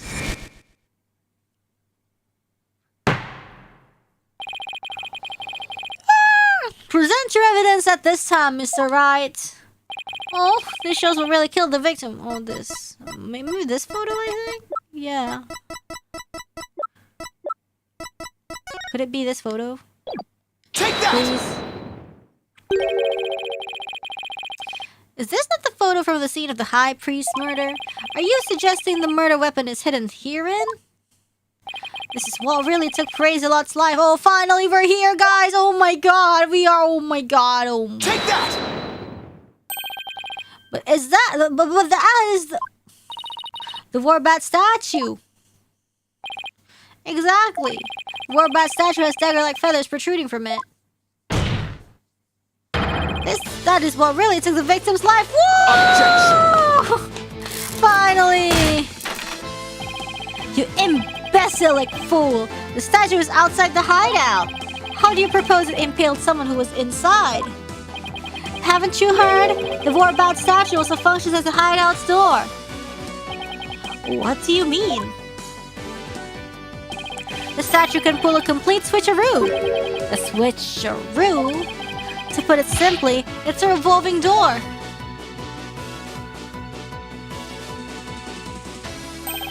A revolving door? Why, that makes perfect sense. Therefore, I believe the truth behind the divination seance to be this. Yeah. Come on. As the victim entered the secret hideout, the stone sculpture came toppling towards him. He threw up his hands to stop it, but the weight forced him backwards. Unfortunately, the Warbat statue was right behind him. This cannot be.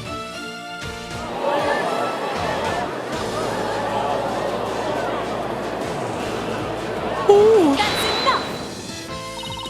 But the accused's fingerprints were found in the dagger. She had held it while rehearsing for the rite, which is when her prints got on it. Yar! Ugh. This is a shocking turn of events, but There is a great deal of circumstantial evidence in the defense's favor. I believe we must accept that the war bat statue was what killed the victim. Okay. Now that we know how Acolyte Zalot really met his demise, there's no basis for claiming my client committed this crime. Nice work, Nick! How can this be happening yet again? The divination seance is the only truth. No, your benevolence? It is not the truth itself, but it is a means for shedding light on the truth. Do you understand now? Your kingdom needs lawyers so that they can interpret your insights. But... That means I've been misinterpreting the voices of the spirits all this time? Your benevolence, are you unwell? All the color has drained from your face. Wow, I guess. I don't know how to put it nicely, but yeah. You'll be fine. Continue your proceedings without me. As you wish. The guild must have yeah.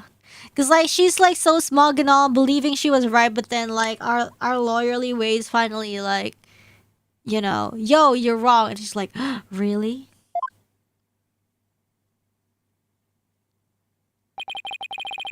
Feel kind of bad for her. I mean, I kind of would, yeah. Now then, I would have the defense continue. Please explain what you have learned now that we know how the victim actually died.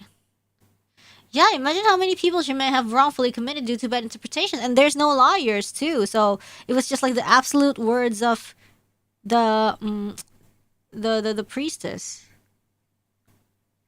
Yeah. And she thought she was just, doing, you know, her duty. And then, what is this lawyer, you know,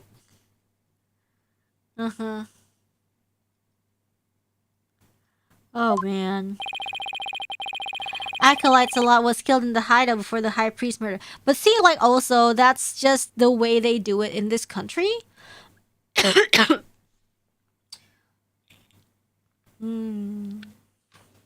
Yes.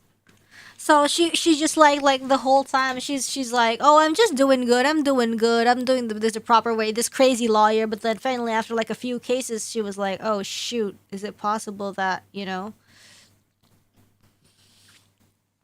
Acolyte Zalot was killed in the hideout before the high priest's murder. That means the body found at the Plaza of Devotion was moved there by the real killer. Yeah. She was born after the lawyer ban, exactly. Who's this lawyer waltzing in here thinking he owns the place? What the hell? You're you demon lawyer. Yeah. But only after the war bat dagger was thrust into him. To make it look like the murder weapon. That seemed to agree with what we now know. But why would the real killer go to such lengths? I believe stabbing Acolyte Zalot's body with a dagger and moving into the plaza was a crime committed for fun!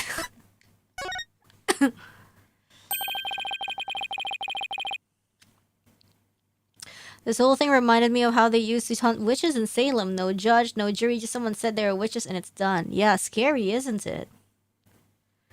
Yeah. It was an attempt to make my client look like a serial killer.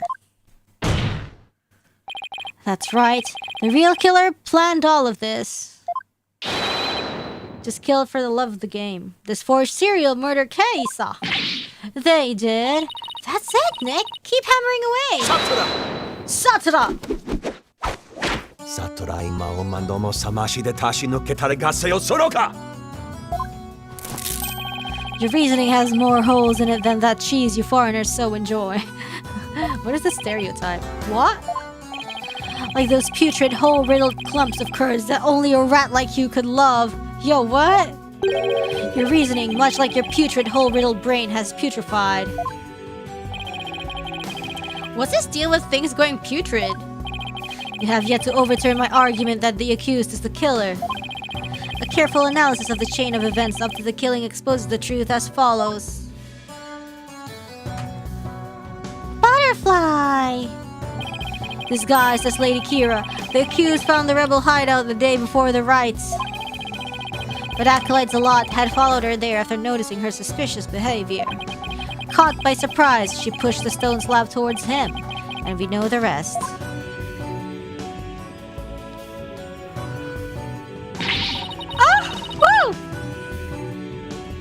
I've never been to the rebel hideout in my life! When the high priest arrived at the sanctum the next day, he realized what she had done. That is when the accused murdered him in order to silence him. I believe Prosecutor Saab has posed a compelling scenario. The defense, on the other hand, has yet to disprove the accused's guilt. Objection! Why would my client move Acolyte Zalat's body to where everyone could see it? And why would she stab the dagger with her fingerprints into his dead body? She had no reason to do any of those things. The dagger in his corpse was likely a warning to the rebels.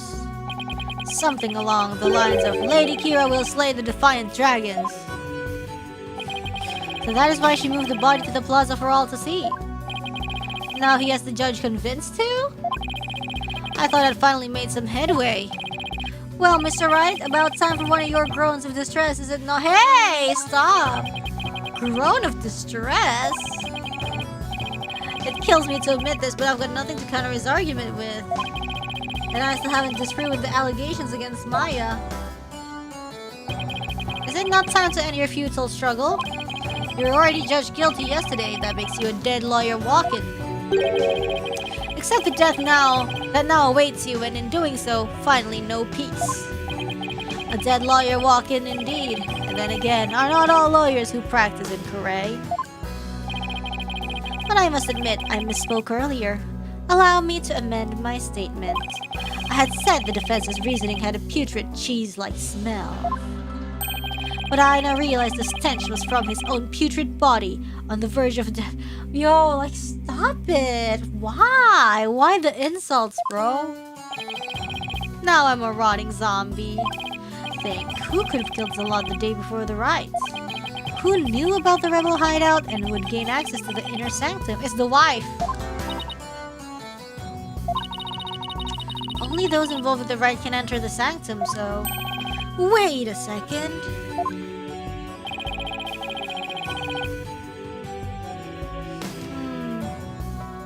Only a rebel would have known about the secret hideout.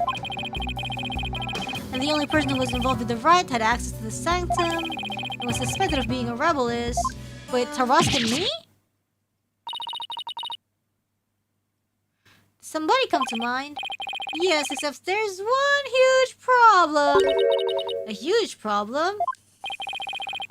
What are you two going on about? Plotting your escape from the sacred hole? I would not put it past you, considering you have no means to raise further objection. If I don't do something, Prosecutor Samadi will have this one in the bag. I'll just have to bluff my way out of this, regardless of that huge problem.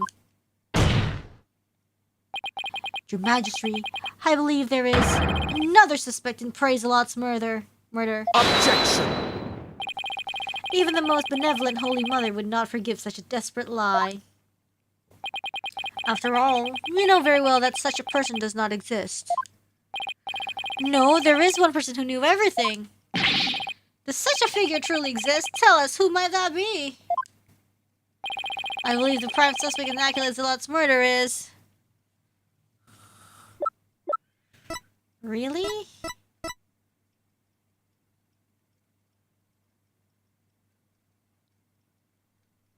I'll be? Yeah, the priest or the wife? Okay, I'm thinking it's the wife. But does the game... Because the game's still saying that, oh, the one who knows about the rite. The one who...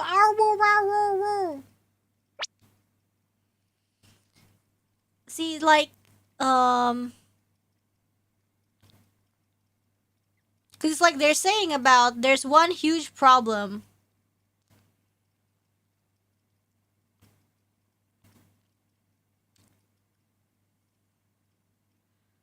See, there's one huge problem kind of implies that, oh shit, he's dead. You know? Like, I know it's definitely the wife, but does the game want us to call the... blaming a dead person isn't a problem, it's only slandering the dead. A living person, on the other hand. So true, so true. Alright. Regardless of that huge problem. Take that! There we go. It had to be someone allowed to enter the sanctum, and who knew of the hideout. And that would be the High Priest. He could have committed the crime if it occurred the day before the rite. You would pin a crime upon the dead, knowing very well they tell no tales.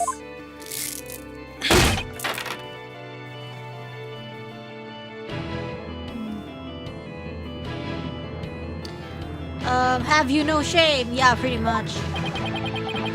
Dead men tell no tales, that is definitely a problem. If only the High Priest could tell his side of the story. Oh, what about the wife? What? Do I have something on my face? Oh my god, they're gonna tell Maya to do it, even though Maya's like keeping it a secret. Wait a second, could this actually work? Oh no, don't tell me I have some of my breakfast caught between my teeth. No, if there's even the slightest possibility, I'll have to go with it.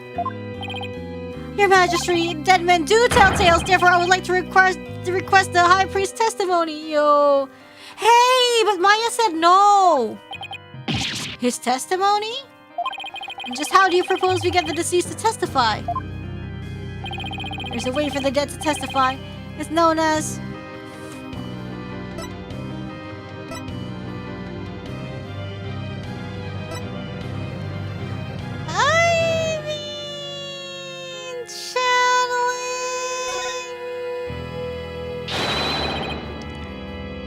Summon him here by the means of... Well, we're not saying Maya's gonna do it. What did you just say? Yeah, I guess it's either that or death, I guess. That is sacrilege. May the Holy Mother strike him down.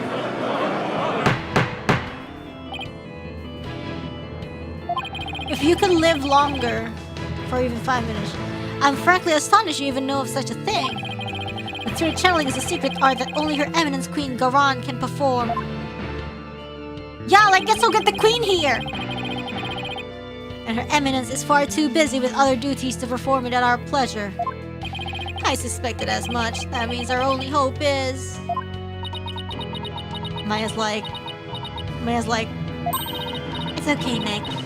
You can tell them. Oh! Damn.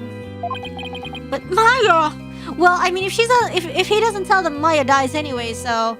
It's either Maya dies not guilty, or Maya dies guilty. I thought you wanted to keep it a secret here in Korine. Don't worry, it's not like it's against the law. It's not against the law. Well, you guys, you forced me to reveal this. Get ready to be shooketh with the facts. I don't think we'll be punished. At least I hope not. But this is a crucial period for you. It'll decide whether you become Master of Korine. We don't have any other choice now, do we? It just undermines the royalty. Yeah, I mean, they had it coming to that for... Yeah, right? Reveal your power level, Maya. Do it. Put them in their place. Beaches, you ain't shit. Okay. If I'm found guilty, it'll be a lot worse than not becoming Master of Korine. True. The royalty deserves to be undermined. Alright, thanks, Maya. Actually, there is someone here who is capable of channeling spirits. Satara, y'all! What? But even her benevolence, Princess Raifa, finds the divination seance to be a challenge. Who could possibly have greater spiritual power than she, aside from the Queen? That would be... me. Is this some sort of a joke? A foreigner could not possibly have such power. Even the royal priestess is incapable of such a feat. Yeah, that's cause skill issue, you know? Peace! Peace, I say! Is this true? Is the accused capable of performing the secret art of spirit channeling? Well, yes. Yes, I can. Now, Your Majesty, would like your permission to begin. That's enough! Oh, Raifa back?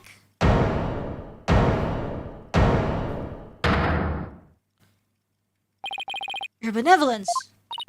This is an outrage! An outrage, I say! First, you make a mockery of the divination seance, and now spirit channeling? Her benevolence speaks the truth! Spirit channeling is a sacred rite! Foreign devils! I say they should be put to death! Yo, what? Still your voices! Bardhead, spirit channeling is the most sacred and secret of arts. Are you prepared to face the consequences of what you propose? Yes, I am. Your benevolence, are you saying you approve of their use of spirit channeling? I will judge whether their claim is true. If this is but another one of their lies... Death! They shall be executed on the spot. Very well, then. Your benevolence. What if the accused accidentally calls forth an evil spirit? Do you truly believe this foreigner is capable of channeling spirits? Oh, no, but I wanted to be sure, as I am responsible for the safety of all present. Well, an experienced practitioner could inadvertently call forth a dangerous spirit. But do not fear, for I have a Magatama of parting. Oh, that's good. With it, I can send spirits back to the Twilight Realm by halting the flow of spiritual power. Oh, well, that's good, then. That is a relief indeed. These foreigners have thrown down the gauntlet. Let us not shrink from their challenge. We must prove them guilty and deliver their last breath. Yo, I thought it was about finding the truth. Do I make myself clear, Prosecutor Sanmari? Perfectly, your benevolence. Very well, the accused may channel the High Priest's spirit. But first, we must take a short recess to prepare. Shark? Dude, I can't read. It's like 2 a.m. We will resume as soon as the preparations are complete. Until then, the court is adjourned. Bro, crying in the club.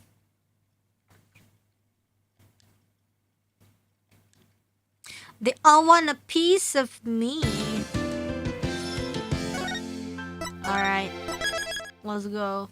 It's 3 a.m. for me. Yo, get some rest if you have to. Vod's gonna be there anyways.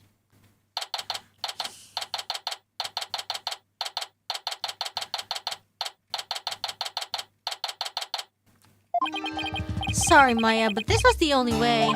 You sure you're up for this? Thanks for believing in me, Nick. Even though I don't know if my channeling ability is on point yet. Oh, right. Before she started training here, her success rate was only about 30%. Well, it's about to be 69 or 96% now. It's gonna be okay. I know you can do it, Maya. At least I hope she can. So you sure you're ready? Yeah, at least I think so. You don't sound so confident. Training's one thing, actually doing it is another. Oh, I see. Yeah, better than gacha, you know. You've hit odds where it's like 1%. So it's easy lah. She fails to channel the High Priest, we're as good as dead. Relax, Nick. You can count on me. I'll show you what my training's done for me. This'll be a moment you never forget. Okay, I just hope it's unforgettable in a good way. Once you hear Abbot Immi's story, I'm sure the truth will come to light. Yeah, but he was hiding the fact that he was a rebel, so... I doubt it'll be as cut and dried as all that. They are ready for you. Please return to the Hall of Justice at once. Okay, Maya, I'm counting on you. You got it! Here we go! Okay.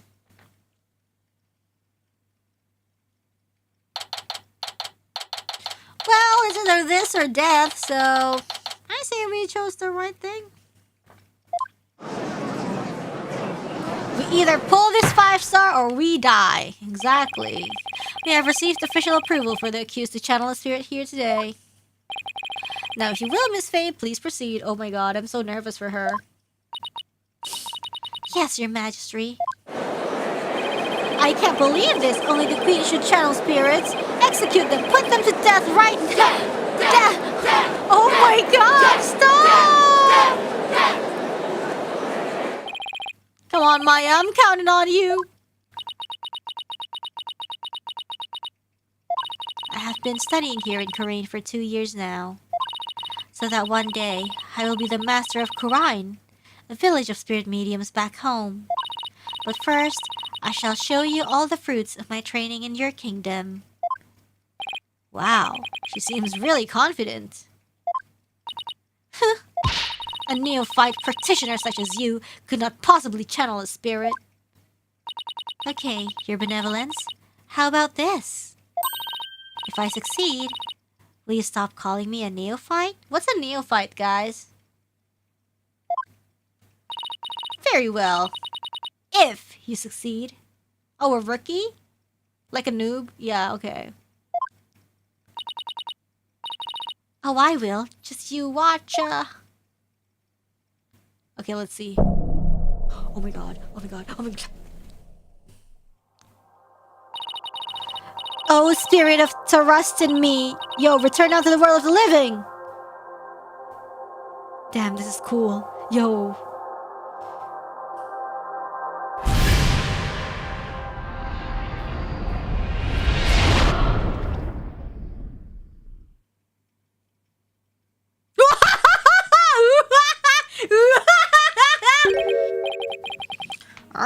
What is this place?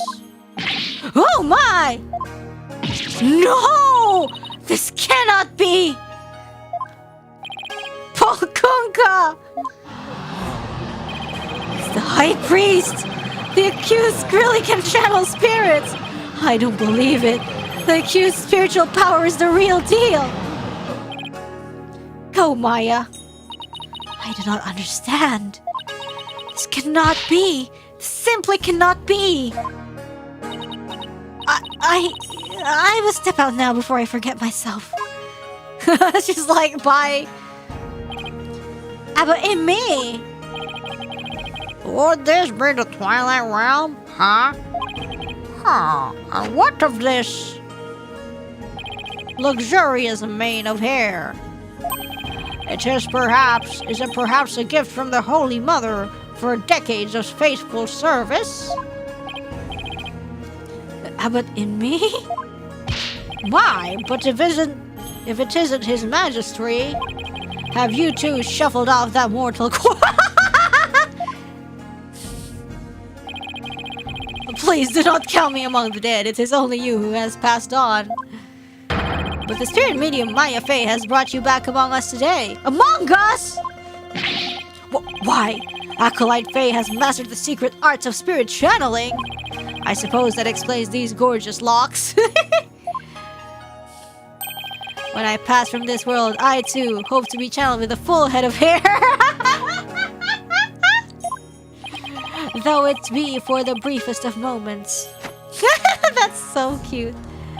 I give thanks for this splendid choifure. Yo, how do you pronounce that? Praise be to the Holy Mother. However, this kimono is a bit too snug for my tastes, if you would excuse me. Okay! There, that is better. Coiffer. Can we get to this testimony now? I wish I'd kept his hot top on. Why? You are that foreign liar the people speak of as of late. And is this not the Hall of Justice? Why have I been summoned here? Forgive us for calling you back from your eternal rest. But you have been accused for murder. Why have we asked you to testify on your own behalf? I have been accused of murder? That is troubling indeed. What's with that crazy pose? Is this really cause for such astonishment? Even the lowliest of monks can achieve such body control with the proper training. Oh, I wonder if Albi will be able to do that someday. Will the defense please explain the situation to the High Priest? I'd be happy to. Your disciple, Praise-a-Lot, has been murdered. It happened on the day before the purification rites. And the crime occurred in the rebel hideout hidden within the inner sanctum. Acolyte-a-Lot? He has been killed? Who would do such a thing? Someone who knew of the hideout and had access to the inner sanctum. In other words, you, Abbot in me. After all, weren't you secretly a rebel?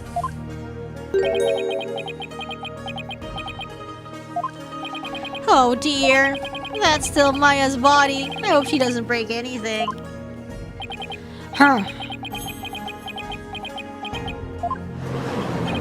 Wow, the High Priest is amazing! To think he had mastered such an advanced prayer pose is still worthy of our veneration even if he is a rebel. Praise to the Holy Mother! Praise be to the Holy Mother! Oh my, have my rebel allegiances been exposed? Not even my wife knew of that. It seems to rest in peace is not my fate. Why did you, a devout priest of Kurainism, join the rebellion? Objection! The High Priest has come back to us for but a brief time, Defense. Shall we not cut to the chase and ask the most pressing of questions? Alright. Abbot in me, the prosecution believes the one who slew both you and Acolyte Zealot to be Maya Fey, who had been playing the role of Lady Kee'ra in the Wright. Being that I was dead until just a moment ago, my memory is a bit hazy. Would you please do your best to remember? Objection! The High Priest says his memory is hazy. Don't force the old man. It is all coming back to me. It is as Prosecutor Sabmati concluded. I was slain by none other than Maya Fey. What? The High Priest's statement has proven my assertions with regard to his murder correct. Okay. No! But what about Acolyte Zealot? You were the one who killed him, weren't ya? I know naught about my disciple's murder. Furthermore, I have an alibi of my own. An alibi? Seriously? Well, see, okay, it's not like you're gonna get tried. You're already dead. It seems the testimony the defense had been hoping for is working against him. Now, Abbot and me, your testimony, if you please.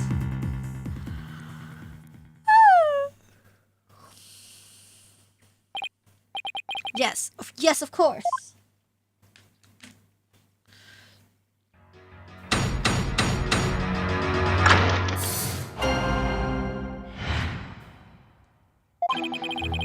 I have an ironclad alibi for the time during which the murder took place. Just past noon on the day before the riot, I was entertaining guests at my home. And I believe my guests can corroborate this. That's it? You had guests? Just past noon, that's right about the time Zealot was murdered.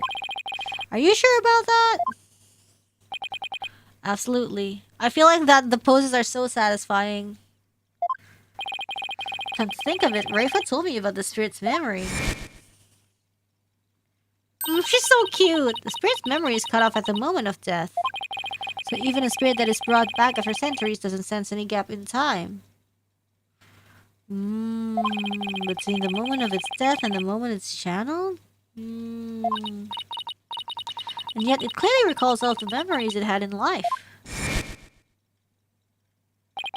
The High Priest seems to know exactly what he's talking about. So the question is, what would be the best angle of attack?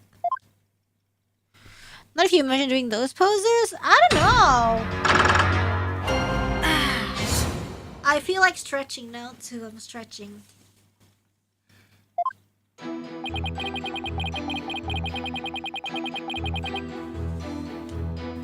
Hold it! You use the word alibi as if it were second nature. Are you perhaps mocking me? Or is it perhaps the kingdom of Kurain itself you wish to ridicule?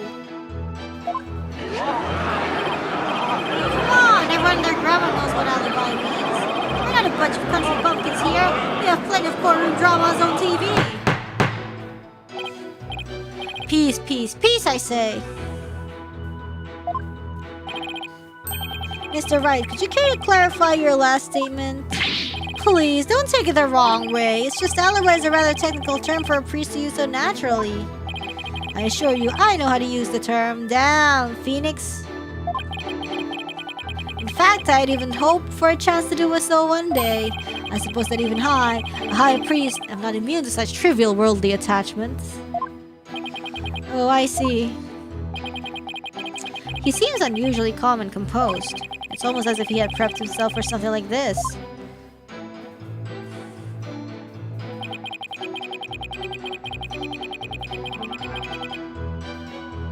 Hold it! Guests? And you were entertaining them personally?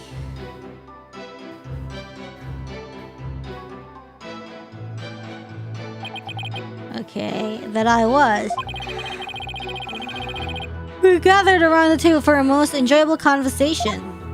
He said his guest could corroborate his alibi. Who was your guest? That can be good for our case. Are you sure that was the same day as the murder? Maybe you're misremembered. Ka! Do not doubt my mnemonic faculties. I may have died, but my memories up to that point are crystal clear. Sorry. He's pretty thin-skinned for a priest. Though I guess I should have known better than to doubt his memory. The spirit's memory is cut off at the moment. Doubt this again? Okay. Yo, Rafa is so cute. She's such a baby. You clearly...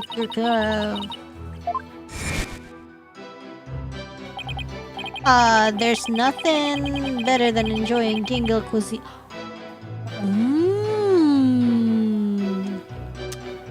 Gingle cuisine. That way everyone's breath becomes equally malodorous. Right. And I believe my guests can corroborate it. And who exactly were your guests that day? Don't tell me they were rebels so they can't be called here to testify. It was none other than His Majesty along with his family. He couldn't attend the ride due to work, so he stopped by ahead of time. My, how his daughter has grown. Wait a second. Let me set the record straight right now. I am not a rebel. Thank you for that wonderful meal, Abbot in me. Lady in me's cooking simply cannot be beat. That's so cute. So there you have it. When exactly was His Majesty at your home? I was there from 2 p.m. to 3 p.m.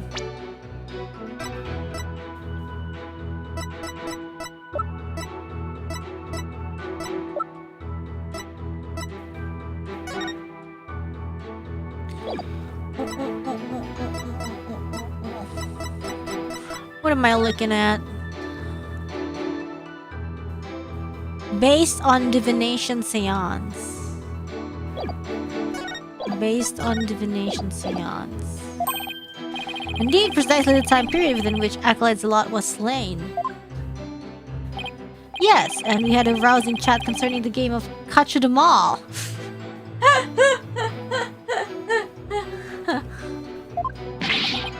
But I'll just have that added to the testimony. After all, it was I who visited the High Priest's home.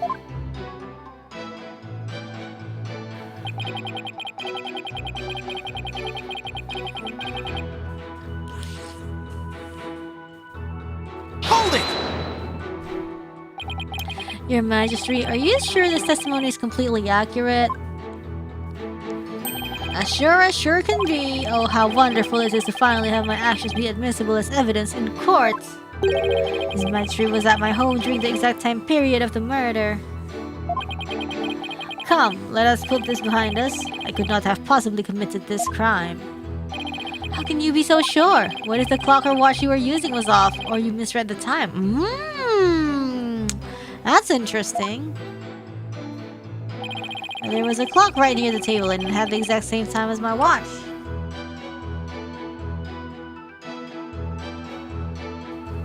Okay.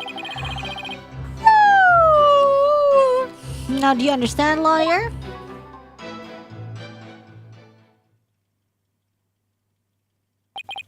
As you can see, my alibi is airtight. Or do you still think I could have killed acolytes a lot? His Majesty is a witness? Are you satisfied now? There is not a single discrepancy in Abbot Imi's alibi. If I give up now, it's all over. Now hold on a second. Is there anything wrong with the high priest's testimony? Is there?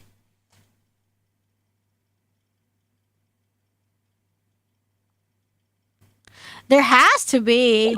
There has to be. I don't know what it is, but I'm gonna say there is. In the high priest's testimony. There has to be. If there's nothing wrong, then we're finished. Perhaps you could explain what it might be. This is what was wrong with his testimony. He knew the time of the crime. We didn't even know the time of the crime before. After Abbot Immi was channeled, no one ever stated what time Acolyte's Law was murdered. Not that you mention it. Despite that, you claim to have an alibi from 2 p.m. to 3 p.m. That means you knew that Acolyte's Law was dead when you were still alive. Oh, that's so funny. Oh, that's so funny. Wait, I think I saw something just now. Ah, no, I must be imagining things. So tell me, how did you know what time the crime had been committed? About that...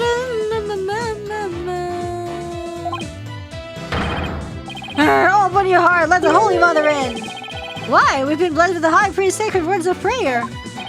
All who serve her holiness must strive to banish worldly desires from their soul.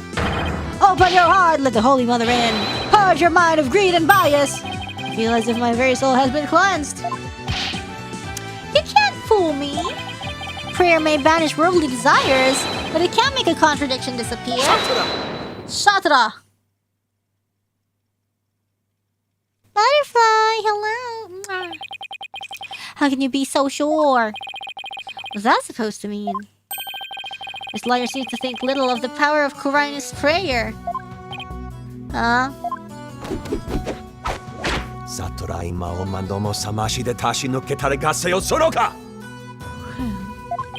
Abbot Immi was at home during the crime but knew of what happened in the hideout. I believe this can be explained thusly. He must have had a way to monitor the hideout from his home. What? You never cease to amaze, prosecutor. As he has surmised, there was a listening device installed at the hideout. Huh? It enabled me to instantly learn of anything unusual, even when I was not there. Oh, then did you hear the tenet? The rebels had been using this as a top secret hideout. It would be perfectly natural for them to install such an apparatus. Wait, come to think of it, when I was searching the rebel hideout... There's something under the banner. Oh, a microphone? What's this doing here? Oh, that! Was someone trying to record something with it? That was a listening device? It starts recording whenever it detects movement. And I heard just such a recording after His Majesty and his family left. Oh, then did you know it's in the recording? If you look in the desk in my study, you'll find the tape in question. Alright then, bailiff! Oh my god. Yes, your majesty. Go retrieve the tape in question from the high priest. Oh my god, are we gonna listen to something? At once, your majesty. The power of Kurai's prayer. The butterfly. Even a putrid brain such as yours should understand it. Why is putrid brain in orange? Come on.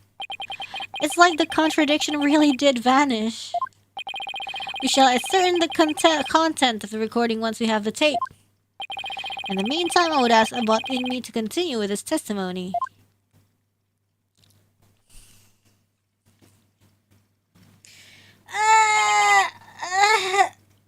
Very well.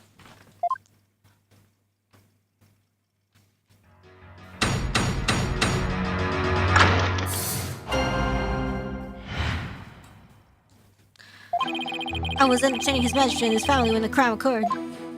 Okay. When I listened to the tape later, I heard a man and a woman quarreling. It sounded like an altercation between Acolyte Salat and Acolyte Faye. Hey, what? After that, there was a loud noise followed by haunting silence. Nah, man, that's a lie. I have to find some way to attack his alibi. If only Maya were here. Oh, yeah. She has a way of putting me at ease. But seeing her like this is only creeping me out. Though the High Priest was a rebel, he was still a Korainist holy man. Therefore, take care in your questioning lest you invoke the ire of our people. How dare he suspect the High Priest? May the Holy Mother strike him blind! As if this wasn't hard enough already. Nice try, but I'll stop at nothing to find the truth.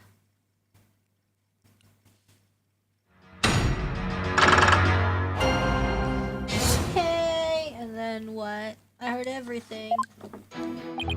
I was entertaining His Majesty. Hold it! You were entertaining His Majesty and his family during the crime? Indeed, my wife Bolib was treating them to her wonderful home cooking. Your wife was there that day? Why, yes, she was in the kitchen cooking up a storm the entire time. Come to think of it, I don't think I saw her at all that day, huh? She takes her culinary duties most seriously, you see? That's why she was in the kitchen cooking without pause the entire day.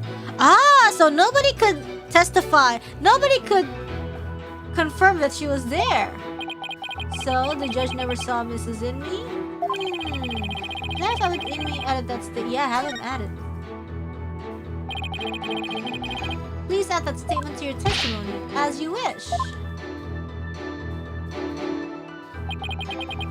My wife Beli was in the kitchen cooking the entire time. When I listened to the tape later, I heard a man and a woman quarrel. Hold it! You heard everything from a recording? Indeed. Each night, I would secretly check what the listening device had recorded. I would have been in serious trouble with my lovely wife if she discovered my secret. Can you really tell what happened with the audio alone? Oh, so it's kind of like maybe the wife actually discovered it? And she came to the play. Maybe, I don't know. Long years of aesthetic training has sharpened my hearing. It is but a simple matter for me to ascertain a situation by the sounds I hear. Practicing Kurainism improves your hearing? Hearing is but one of the senses it can improve. If one can focus and attain inner peace, all 5 senses can be sharpened. Why, the war bat over in the bazaar just cried. Did you not hear it? What? Give me a break. It sounded like an altercation between Acolyte Salat and Acolyte Faye. Yeah, it's kind of like maybe it's the wife and not Maya Faye. Hold it! Are you sure about those voices? Was it really Acolyte Salat and Miss Faye? I'd say that was the most reasonable conclusion out of the circumstances. Or perhaps Acolyte Faye has an alibi that you can prove? I'm afraid not. Then I suggest you make like a mollusk and clam up. Now I will continue my testimony if I may. After that, there was a loud noise followed by haunting silence. So all he knows about the crime is what he heard on the tape? He was with His Majesty and his family at the time. And that I have proven the soundness of my alibi. I believe it is about time for me to return to the Twilight Realm. What's the rush? Why not enjoy some more time among the living? Better find a way to attack his alibi soon. I'll just have to press harder and hope something useful comes out. Hold it! What was your wife making that day? The menu that day featured hot in spice and melton mouthed.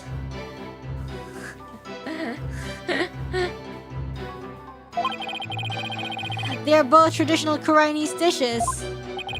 I can't even begin to imagine what those are.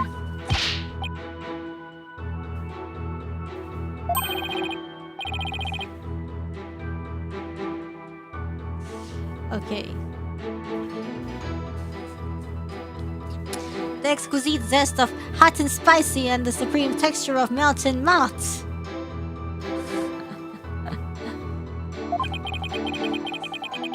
Lady Immi's cooking that day was utterly unforgettable. Thank you. It brings me great joy to know that you enjoyed your meal. Now once His Majesty and his family had left,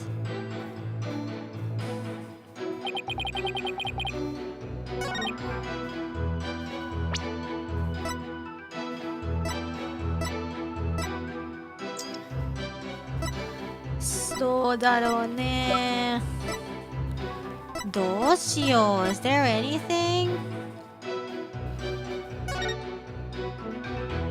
Yay.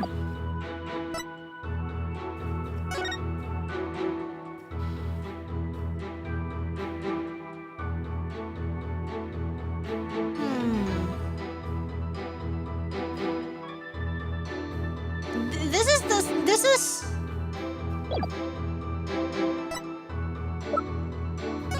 I'm like kind of confused about like the timeline. In the kitchen the entire time, so not with them. Yeah, so nobody can testify that she was there. Not even the judge saw her. So it's kind of like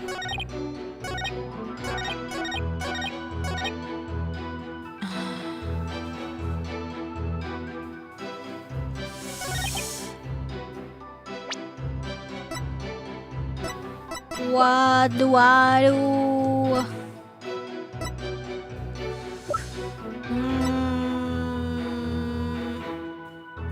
So this is different than the Feast of Blessings, right?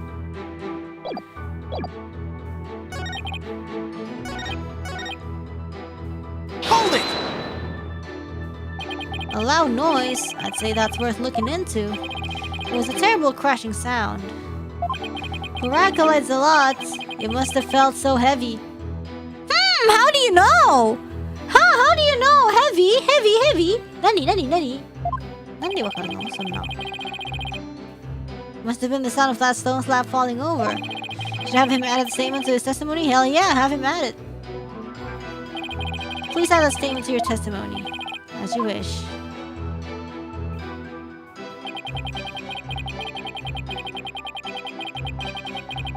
Hold it! You believe that terrible crash is connected to Acolyte Zalot's death? Yeah, the sound no doubt was poor Zalot's death knell. Such a tragedy, for he was a fine disciple.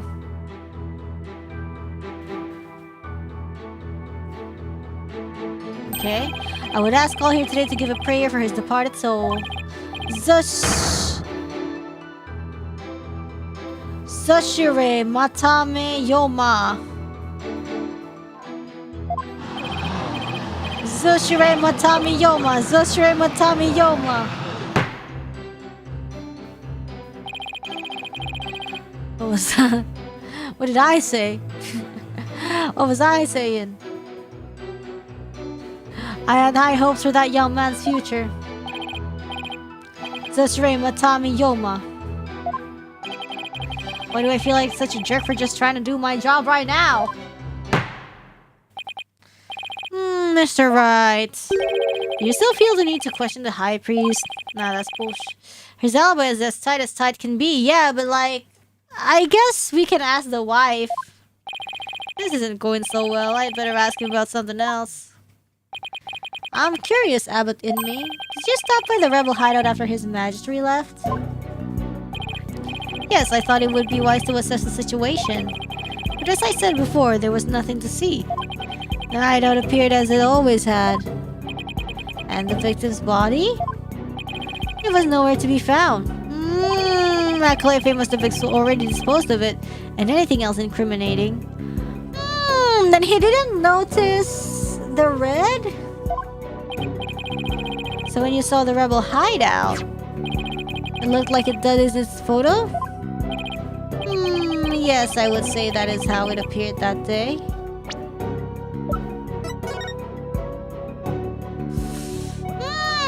There should have been red. But he said heavy. He should have fixed the slab or something. The stones that had been put back in place.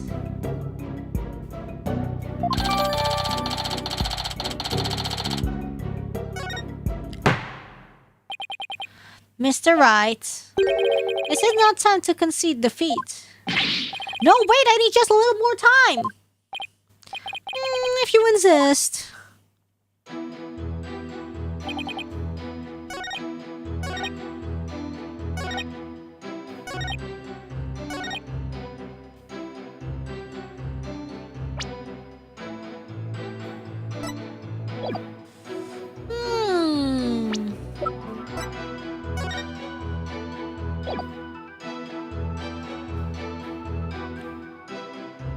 What was the terrible crash?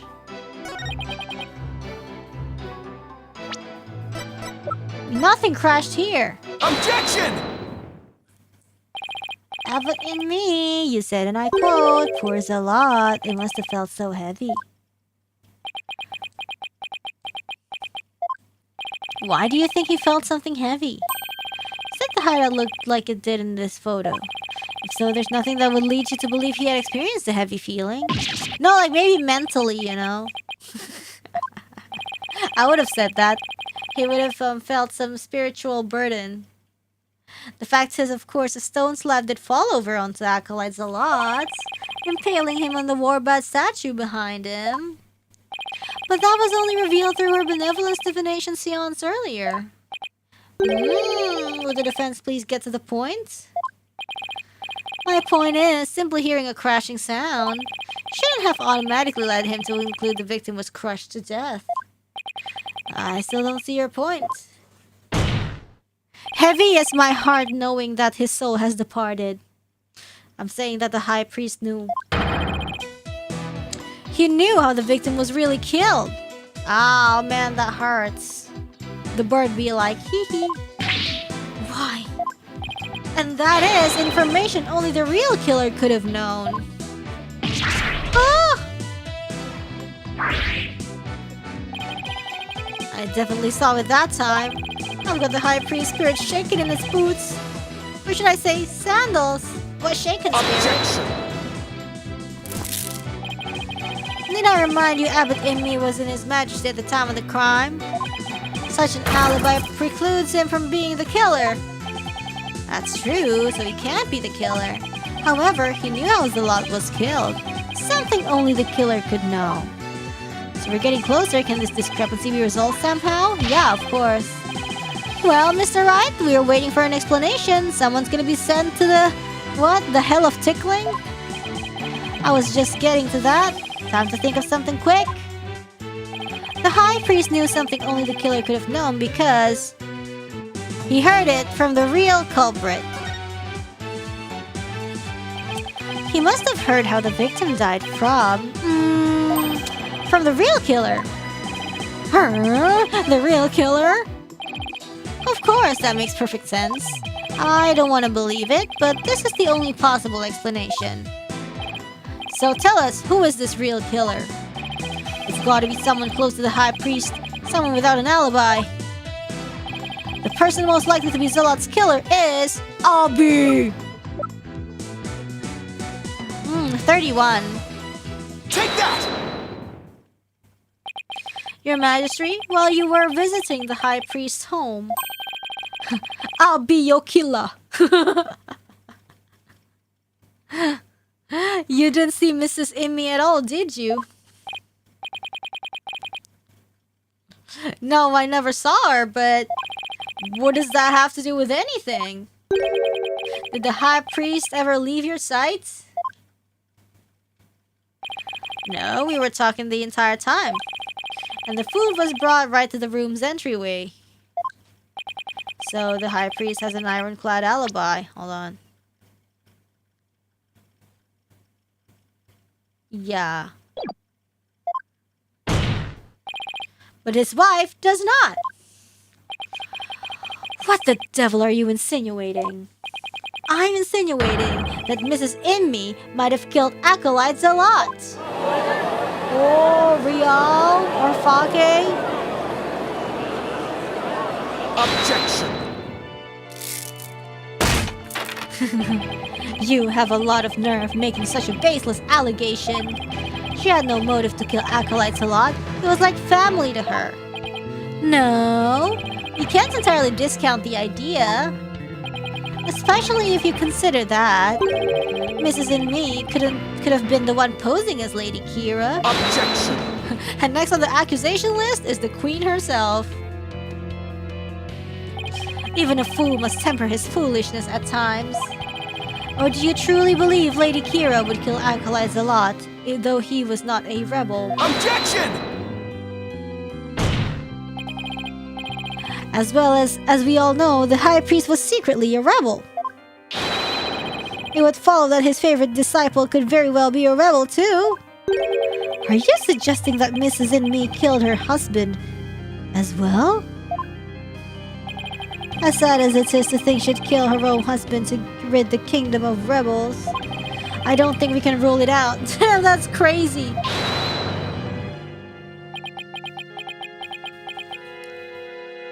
Yeah. She is a widow. Voluntary widow. Oh, there's voice acting. Yikes. You claim my wife is that rebel hunting Lady Kee'ra, and that she slew both zealots and myself, my lovely wife? That is utterly impossible. He never saw the killer's face. So how would he have known? But how did the wife get up there? Oh, maybe he was... I don't know, man. Caw! I've never seen the High Priest so angry. Self-made widow. It says as Abbot in me stated. And the accused has already been found guilty of his murder. It is far too late to overturn it. That's right, Mr. Wright. Now apologize to the good priest before he gets angry again. Quickly now. No, I'm not gonna apologize. The true identity of Lady Kee'ra is a major piece to this trial's puzzle. Admit it, Abbot Inmi. Your wife, Lady Inmi, killed you. Yet even now, you continue to lie in an effort to protect her. How absurd. It appears the lawyer has forgotten. My lovely wife could not possibly battle the rebels in the guise of Lady Kee'ra, for we were blessed by her holiness and she is with child. Praise be to the Holy Mother. What does that even mean? I completely forgot about that. That abominable Lady Kee'ra figure who slew me and the acolytes a lot was the accused. This is bad, but I can't give up now. Yeah, like, how would that stop her? Like, she's pregnant, and so what? She can fight even if she's pregante. Like, you know, don't underestimate pregante women. But don't forget, my client doesn't have the strength to fight rebels either.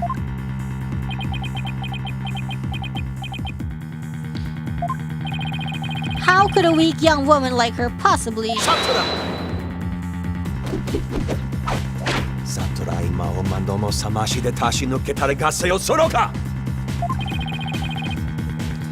You foolish oaf of a lawyer. If only you were as blessed as Lady Inmi.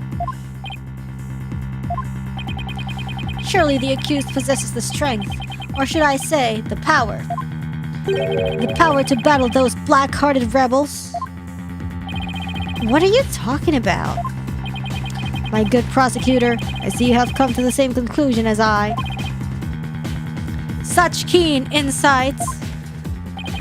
Then you have figured it out as well, Abbot Ini. Oh my god, are you gonna say like Maya channeled freaking Lady Kee'ra or whatever? May I ask you to explain it to this putrid-brained lawyer? Certainly, for I cannot allow him to frame my lovely wife for murder. Foreign devil! Damn. Your Majesty, allow me to testify as to how Maya Fei is that murderous Lady Kee'ra. Well, if it would assuage your anger, but then by all means, please testify. But she needs to know Lady Kee'ra's real name. That's the problem. She does know. Yeah, just call me slurs at this point. Maya Fei is Lady Kee'ra. Acolyte Fei, channel Lady Kee'ra's spirits. She is a spirit medium who knows Lady Kee'ra's true name, and so she could have done it. So it was the real Lady Kee'ra who returned to root out the rebels among us. Among us! She attacked and killed me with a strength far beyond any mortal woman. You need the real face too? Damn. Do we have a real face? Shoot! We don't have her face. Dang it.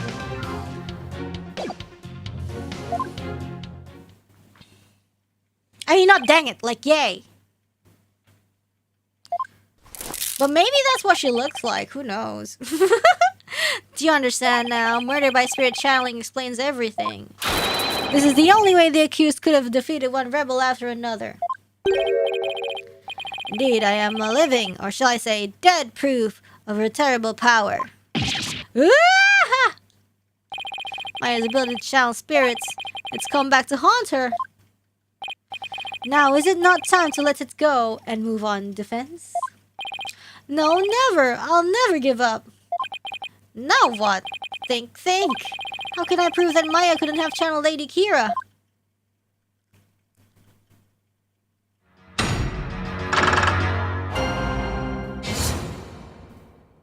Maya face Lady Kee'ra. Acolyte Faye channel Lady Kee'ra's spirit. Hold it! My client channel Lady Kee'ra? Isn't that a little far-fetched? Far-fetched, you say? Huh. Hey, that's her hair you're using! Why, the very fact that I am here proves she has the power to channel spirits. But you have no proof she actually channeled Lady Kee'ra.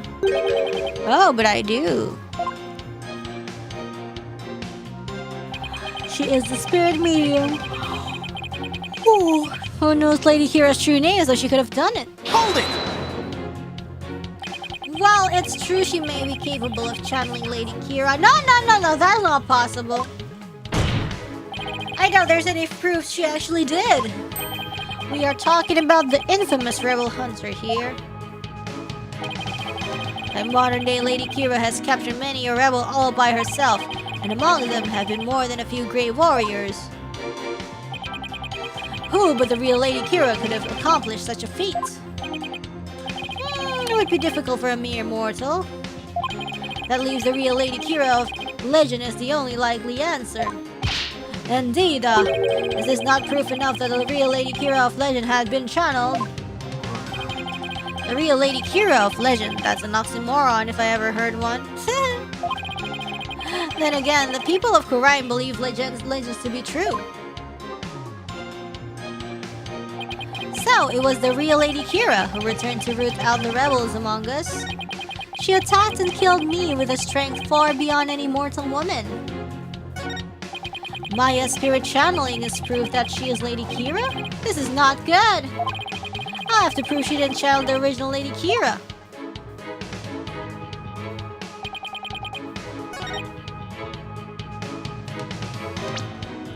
Is there a note about spirit channeling?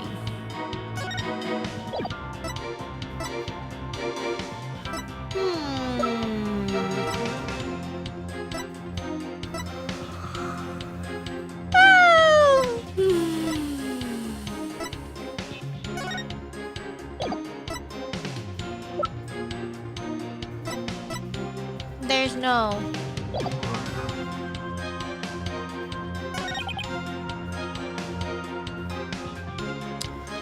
Yeah, we don't have any like evidence that we can present to the to debunk it, I think. She attacked and killed me with a strength far beyond any mortal woman. Oh wait, hold on.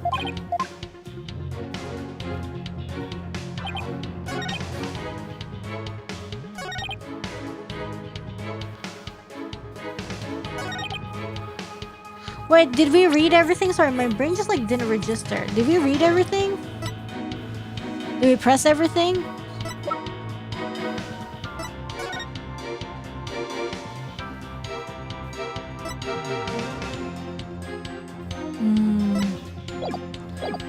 No, you didn't? Yeah, cause like, it went back to this. It went back to the first one, so I was like, huh, did I read? Hold it!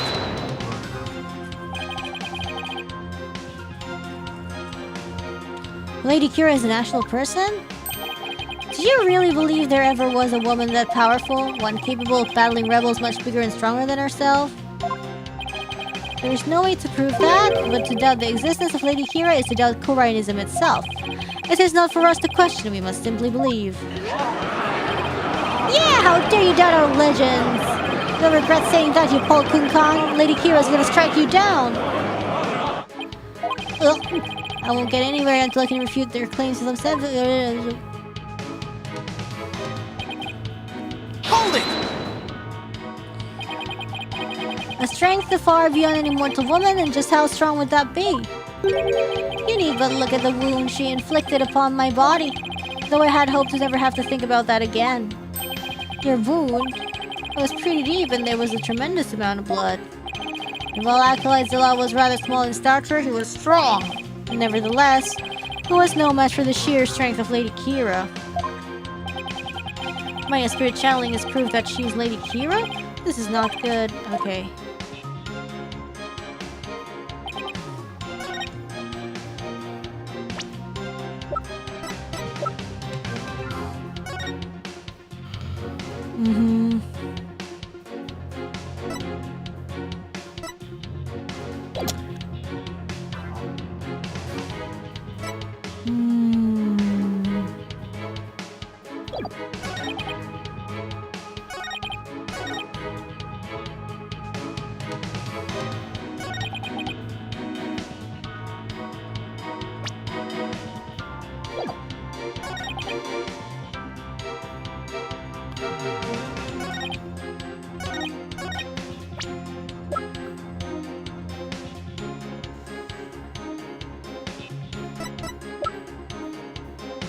Yeah, when was this given?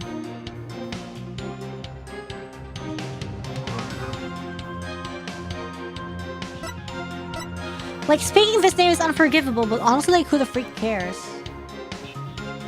Yeah. Like, when was this given? A tome given only to the one who will play the role of Lady Kee'ra in the purification rite, but like, when? Just before the ritual?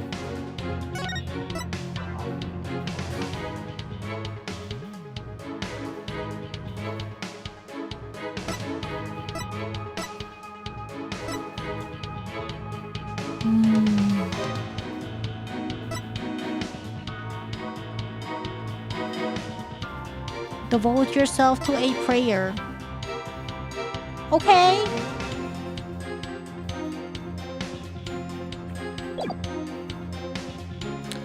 What? Like, it would be okay. This can be used if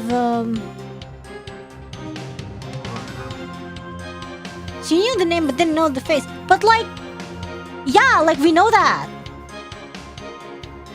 We know that, but the thing is, we know she couldn't have summoned her because she don't know the face.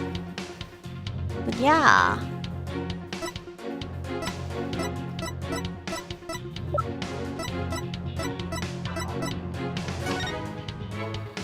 Mm. 2 years ago.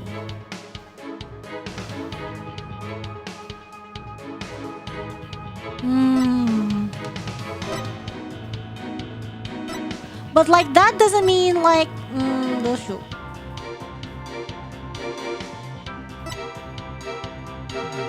but she is only, the thing is, she appeared 2 years ago, but she only know the name now because like, the one who did the ritual was supposed to be the lady, right? Maya's been there for 2 years, but that doesn't mean she knew the name from back then. So, I don't know.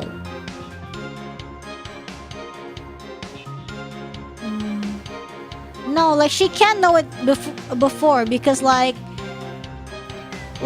she was only here to study.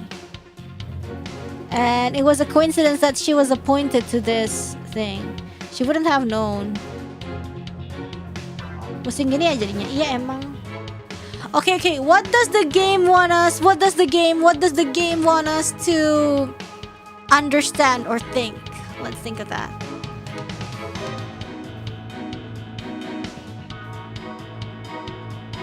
Let's try this one. Objection!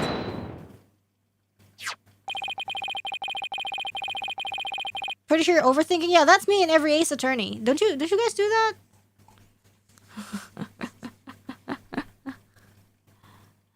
A Tome of Secrets is only given to the priestess who performs the purification rite. Is this your proof that my client could have channeled Lady Kee'ra?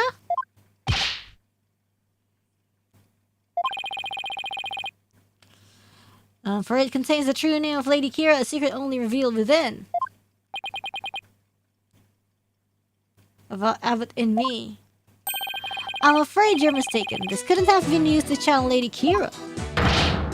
What nonsense! Mr. Wright, would you care to explain? This is why my client could have channeled Lady Kee'ra is the freaking face, dude. This one. Take that! Lady Kee'ra's face is hidden behind the mask in the Tome of Secrets. You need both the name and the face to channel a spirit. It can't be! Without a face, it would have been impossible for my client to channel Lady Kee'ra. Oh my! Therefore, you have to remember the requirements, which I did. We all did, but it's kind of like spirit channeling wasn't involved. No, I mean like the requirements for spirit channeling is nowhere in our evidence, and it's like it's either so we know like it can't be her because she only knew of the name when she got the tome, and the first appearance of Lady Kee'ra was like 2 years ago, and it's like which evidence to present, you know? It's always like, you know, it's just the AA experience, man. For me, honestly, that's the, you know, the AA roadblocks are always like that for me. Therefore, the claim that she became Lady Kee'ra by means of spirit channeling is patently false. My brain, like, I don't even have, like, a sleepy brain. I might be yawning, but it's like, I'm fine.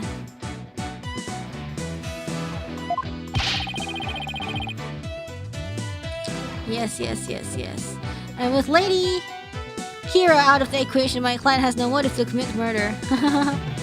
It's a common problem. Yeah, that's why I'm just saying it's like the AA experience, you know? Game's fun, but sometimes you just kind of like... You accidentally think a little bit too far ahead. But then... Who is the rebel hunting Lady Kee'ra we've been reading about in the paper? Yes! Who is this other suspect if indeed there is one at all? Wrestling with logic is part of it, for sure. That's part of the like, oh my god, that's what the game wanted me to do? Let us hear the defense's brilliant deduction. Think, the true identity of Lady Kee'ra is the key to solving both murders. It's Abi. I thought Mrs. Inmi was suspicious, but her pregnancy takes her out of the running. Why? Why would her pregnancy take her out of the running? And Mr. Arugal is the rebel, so that doesn't make sense. That leaves us with the Queen! Just kidding. You have that look again. Dude, oh my god, is it the Queen?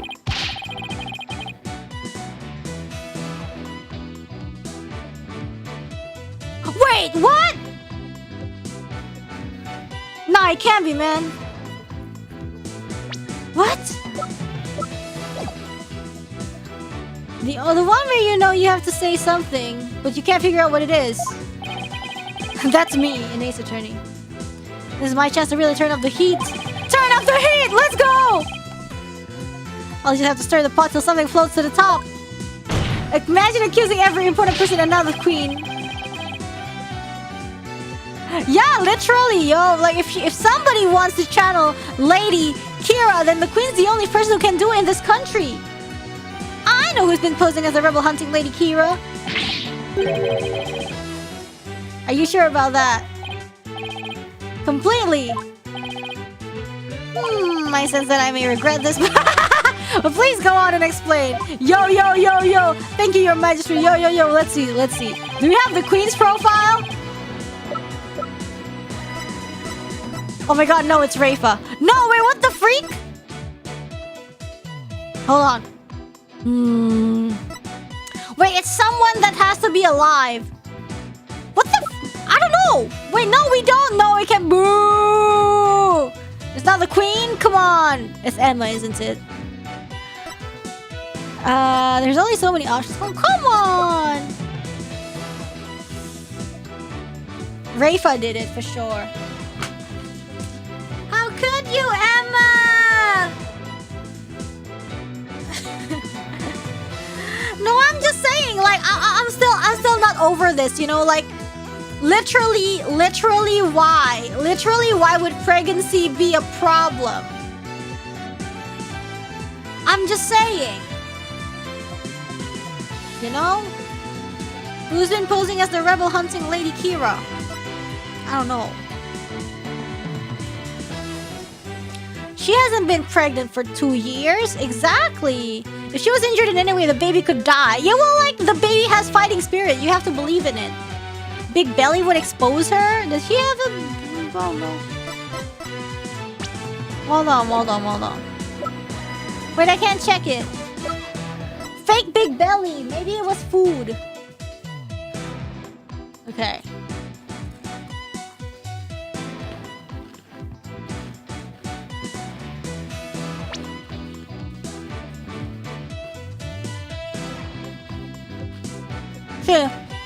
So it can't be Miss in Me, and it can't be Mr. Aribo. There's nowhere the game is ahead. Dude, who? Albi?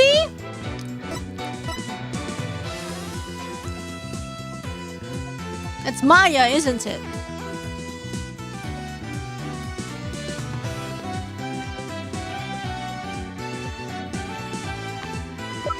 Prey then? No, but Prey was dead.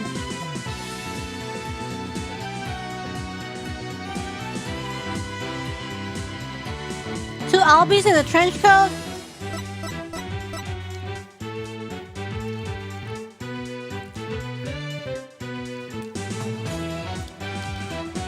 But he can't kill the dude.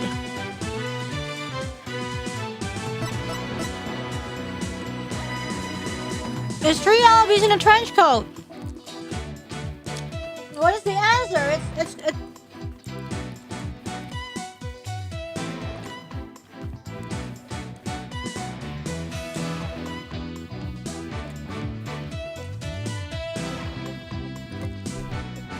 who pushed the slab?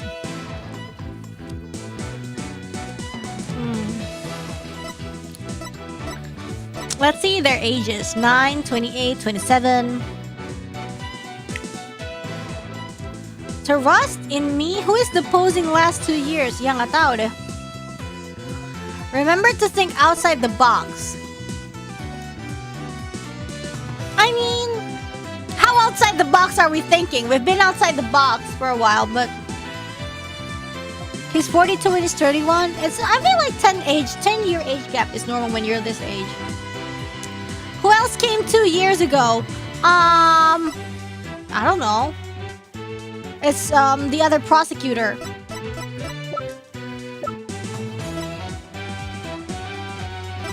Think why someone is killed? I don't know. For fun? For the love of the game?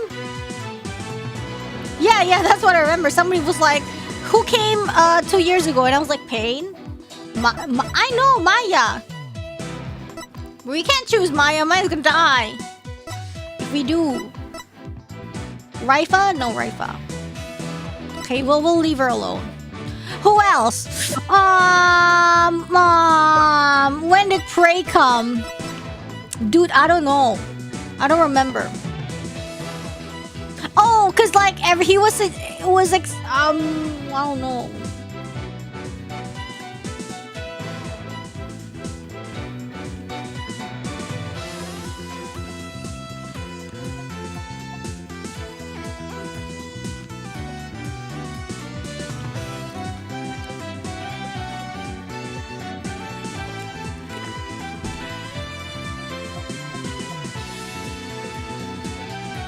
When you eliminate the people who can't be, there's only one left. Well, I mean, I guess it's him. Or him. Well, he's the victim.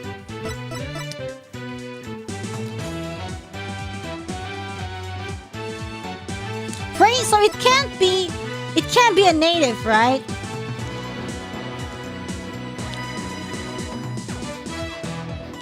But it can't be him. It can't be. Why? I don't know. I don't know what is the game trying to say. But he's bald. I don't care.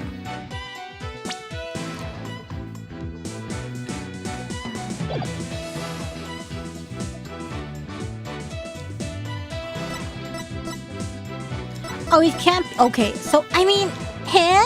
I mean, why? I mean, I guess it says who's been posing as the Lady Kee'ra, I guess. It doesn't mean that on the D-Day it was him, obviously, because he's dead. But I guess it's him. Whatever, bro. Take that!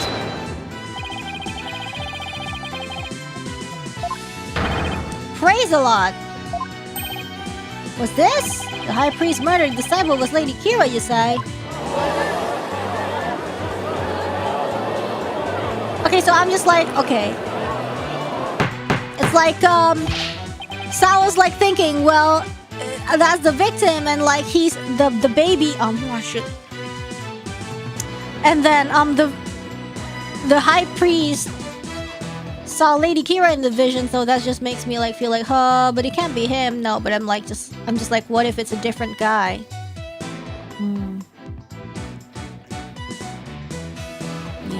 Yes.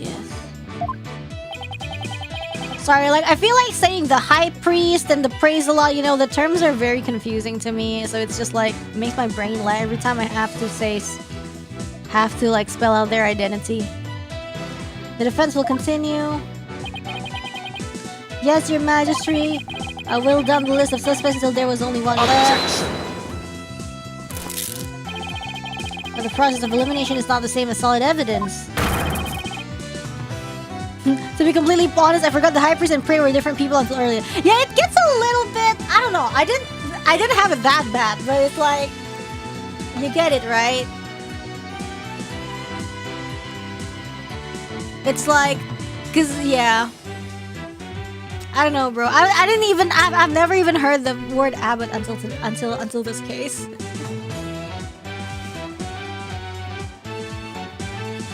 I assume you have evidence to back up your claim? Yes, of course. I will have some in the moment, that is, at least I hope so. And also, they've been calling the same person different names, you know? Oh, it's Abbot in me. Oh, it's Taras. Oh, it's the High Priest, you know? I think that's what makes my brain a little bit confused. Maya wasn't Lady Kee'ra, and neither was Mrs. In me, or any of the other possibilities. Abbot is a title. Yeah, I know, but I'm just saying I've never heard of that word until this case. That leaves a lot, and I have the evidence to prove it.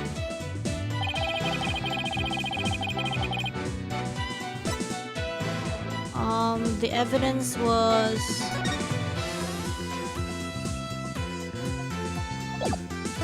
the evidence was what?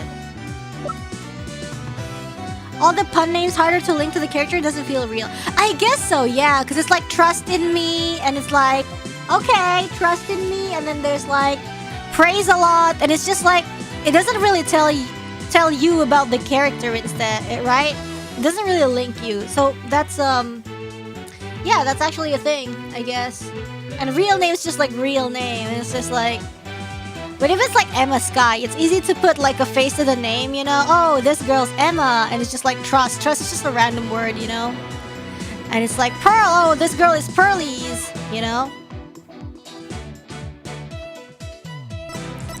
Yeah. And okay. Let's see. Like that's a rebel is easy because like there's only one obvious rebel, but it's like yeah.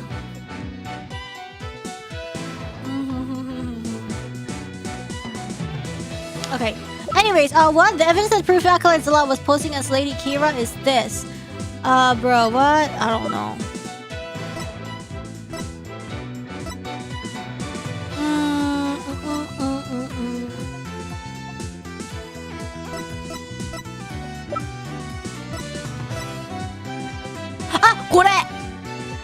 A warning from Lady Kee'ra. Only someone capable of entering the priest's home could have delivered it. Take that! Yeah, like Ben and Trilo. That's a good example, I think. Even though it's like a pun, it gives them like, oh, it's easy to link to the actual character. This is what proves that Acolyte Zealot was Lady Kee'ra. Lady Kee'ra's warning letter. How absurd. What could that possibly prove? Prosecutor Saad Mahdi. Yeah, I'm just like wondering, why is it so confusing? But then I guess it's just hard to link the name for me personally. You stated that, and I guess it's like peace and love and understanding. You remember from the first case? That person has like a specific getup that makes you think like, oh yeah, peace and love and understanding.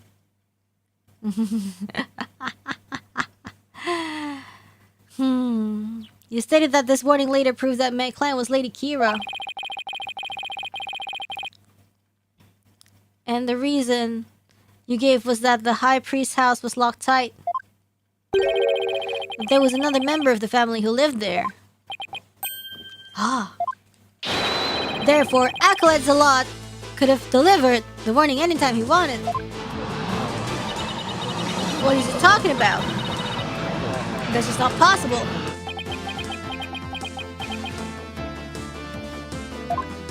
Are you saying Lady Kee'ra was not the culprit, but rather the victim? Exactly what I'm saying. But that would overturn the entire premise of this case. Yeah, I guess. This trial has proceeded on the assumption Lady Kee'ra was behind the serial killings, but someone decided that is enough, I'ma kill ya! Stop catching our homies! But if Lady Kee'ra is one of the victims, who was the killer and what was their motive? The only suspect left is Mrs. In-Me, and there's only one possible motive. What if Mrs. In-Me is a rebel? What? Fiend, you're still bent on casting suspicion upon my lovely wife? Blasphemer, you have no evidence of this. Repent for the mistrust in your soul. Objection! Well, you have no evidence either. After all, the dagger with my client's prints on it wasn't what killed Acolyte Zealot. Phoenix during this case just like, what if everyone was a rebel? And the Plume Punisher theme that he heard could have been an alarm clock. That means all the evidence linking her to the crime have been called into question. Was Lady In-Me a rebel, and did she pose as Lady Kee'ra to kill Acolyte Zealot? Or was Acolyte Zealot a rebel, and was the accused the Lady Kee'ra? Was the accused the Lady Kee'ra who killed him? I would say either scenario is just as likely. What are we to do now? Phoenix said the victim was a rebel too? Which victim? There's two victims. Everyone's a rebel. The alarm clock, you say? Do you mean the one in the rebel hideout? Yes, but what of it? So that's it. It doesn't work! What's gone into him? What if Phoenix was a rebel? Woo! That hit me. Just what is so comical? Slowly, we're making sense into things. Forgive my outburst. That has simply tickled my funny bone. Oh my god, the hell of tickling. What did? The theme song came from the Plume Punisher clock, you say? That alarm could not possibly have gone off. What makes you say that? The clock was working just fine the last time I checked. Try using your head for a change. Would not the existence of a secret hideout be given away if an alarm kept going off? Wait, you don't mean... Indeed, we leave the alarm switched off at all times. No! Oh gosh, please. In that case, I am sad to say that the defense's claim does not hold water. We? Who is we? We. But why would they have a Plume Punisher? Well, maybe someone's is a Plume Punisher. Someone is a Plume Punisher fan in the hideout, but who? Would you care to respond, Mr. Wright? This can't... But do you have proof that it was turned off at the time of the murder? That's what I would say. This can't be happening, not now.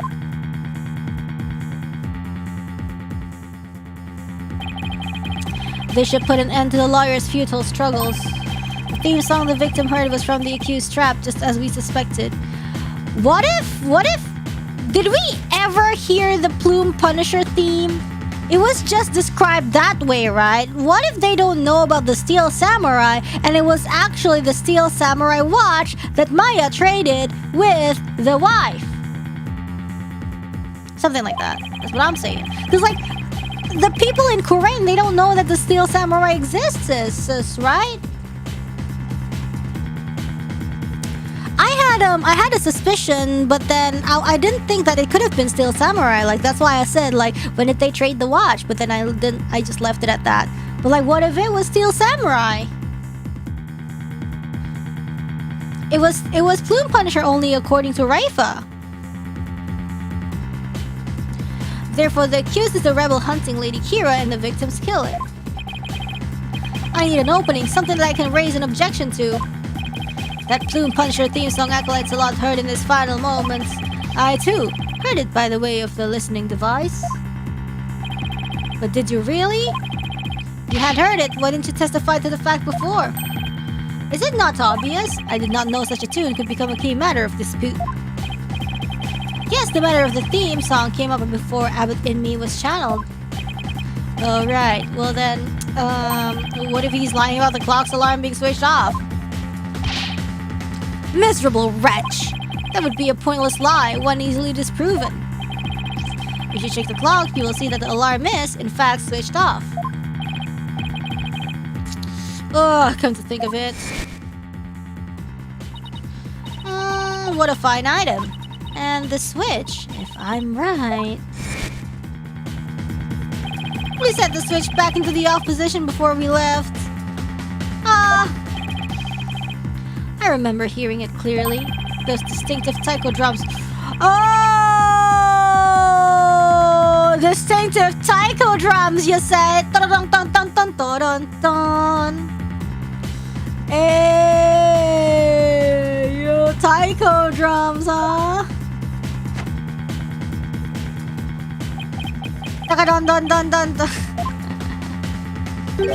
Distinctive taiko drums in the intro? Yo, bro said too much. This trial has gone on far too long. Shall we move ahead to the verdict phase now? Nah, man. Why fate is sealed? By all means, and let us also return Abbott in Me spirit to the Twilight Realm. Before I go, let me say a word to my darling wife. Objection! Yeah, they don't even know this is weird because they don't know about Steel Samurai. Now, hold on just 1 minute. Your Majesty. Yeah. The High Priest's statement is inconsistent with a certain piece of evidence. It is? Still you writhe in defiance of your fate? The very sight reminds me of a tortured soul writhing in flames. You won't be saying that once I show you the evidence. Now all I have to do is pick the right one. This piece of evidence is inconsistent.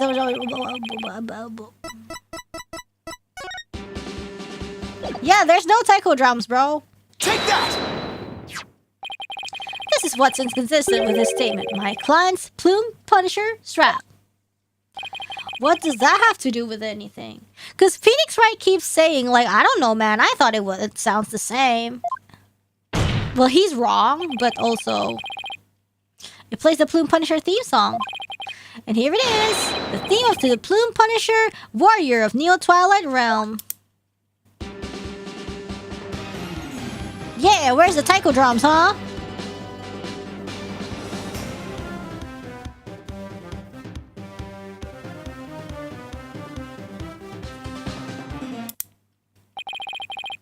Do you see what I mean? The music the victim heard in his final moments might not have been the Plume Punisher theme song. I'm afraid I am not following you. What was it if not the Plume Punisher theme? In his final moments, Acolyte Zealot heard the prayers of the people.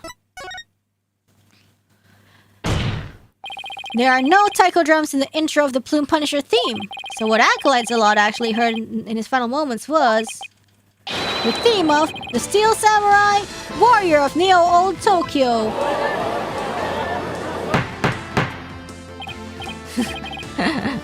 Peace, peace, peace, I say, Mr. Wright. What is the Steel Samurai of which you speak? The Steel Samurai Warrior of Neo Old Tokyo is an action hero show from America. The Plume Punisher theme is a total it's very similar to If you didn't know about the Steel Samurai, you could easily mistake the two. But the fact that Acolyte Zealot heard music from an American action hero show is irrefutable evidence that the accused was in the secret hideout. Actually, no. You have it backwards. Backwards? That's right. Miss Faye made an avid Plume Punisher fan here in Kurine. And as a token of their friendship, she traded a certain Steel Samurai item she had for the Plume Punisher's trap. And this avid Plume Punisher fan was the one who killed Acolyte Zealot? Yes, sir. And that avid fan is none other than the High Priest's wife. Believe in me! Objection! Do you have evidence to back up this claim, Mr. Wright? For as forgiving as the Holy Mother is, I doubt she would tolerate yet another dose of your baseless slander. You're the one that's been slandering me! I suggest you prepare yourself to face Her Holiness' wrath. Oh, I'm prepared to turn this entire case upside down, that is. This is my last chance. I better take a deep breath and review the evidence. Very well then, please present your evidence, if you would, defense. The evidence that proves Mrs. and me was the one who killed Acolyte Zealot is this. Yo, I don't know. Let's see the descriptions. Hora, mite! Take that! It's right here in this family photo. Prove that Mrs. Inmi and Miss Faye traded items featuring their favorite characters. Objection! Unbelievable. A family photo? And what exactly should we be looking at here? The proof that they exchanged items featuring their favorite characters is right here. Take that! Look at Mrs. Inmi's left wrist. You can see the Steel Samurai trademark top knot right there. Uh-oh. Which clearly makes this a Steel Samurai watch. Ah! Why, I never knew your wife had such hobbies, Abbot Inmi. This family photo was taken right before Acolyte Zealot was murdered. By that point, my client had the Punisher's trap, and Mrs. Inmi had the Samurai watch. So, what the victim heard in his final moments was none other than the sound of the watch Mrs. Inmi was wearing. I wish to amend my testimony. What I thought were taiko drums was something else. My wife never had such a watch. And this is the truth I tell you. You must believe me, your majesty. Satura. Satura ima o mandomo samashi de tashi no ketare gaseo soroka! Be not deceived by the defense's lawyerly. What was that word? Now what? He's been pretty quiet up to this point. What does he have up his sleeve? Chicanery? Chicanery?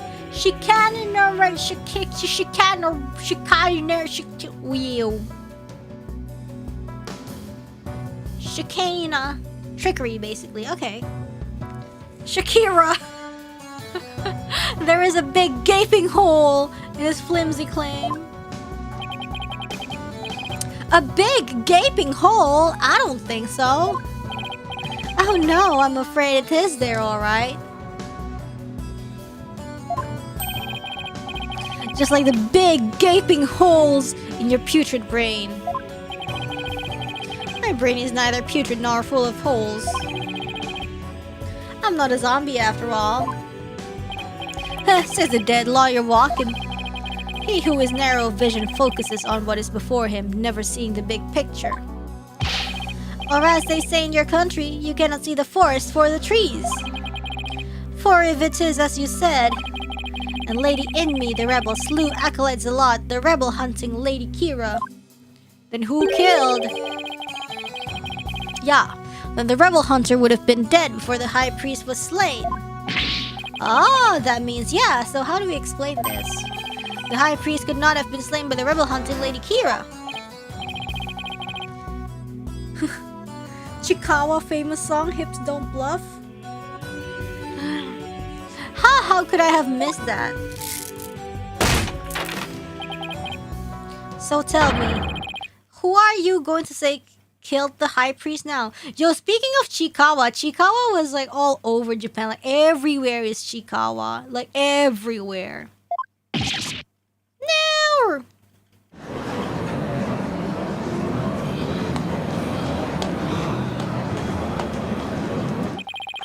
Do you finally understand the sheer size of the holes that riddle your putrid brain?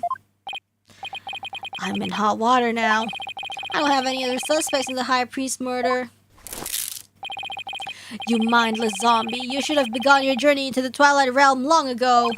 Now let it go and move on. No, I will never give up. I just need to think things through and figure out who really killed the high priest. Oh my god, okay. If Acolyte Zealot had been Lady Kee'ra, he couldn't have killed the high priest. So the question is, who did? Maybe I can get to the bottom of this by reviewing the events of this case in order. What evidence could tell me something about the crime scene before the murder? Maya's testimony. The spring was stained red before the rites. Oh, right. Maya said that the spring had been stained red before the rite even began. The spring was already red before the high priest's murder because of Zealot's blood.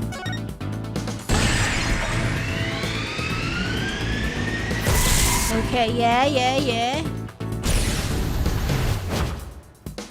That's right. Zealot had been killed in the rebel hideout the day before the rite. And his blood had flowed into the spring. Wait a second. The high priest knew that Zealot had been killed in the hideout. So why didn't he report it to the authorities? If Maya had been the killer, he could have easily had her arrested on the spot. Why didn't the high priest inform the authorities right then? To keep the hideout hidden, I guess?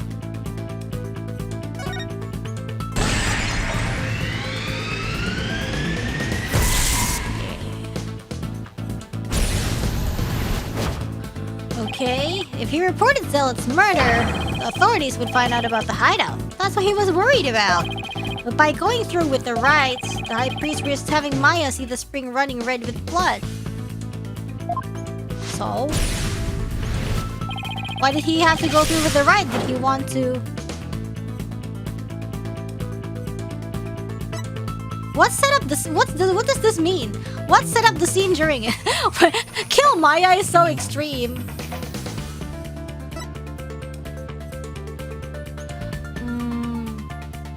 Oh, set up Maya? Oh, okay. Change the setting. Okay. Ah, naruhodo ne. That's what it means. He wanted to set up the crime scene to conceal the hideout. Ah, sokka, wakatta. But he didn't manage to... But how was he planning on concealing the source of the blood in the spring?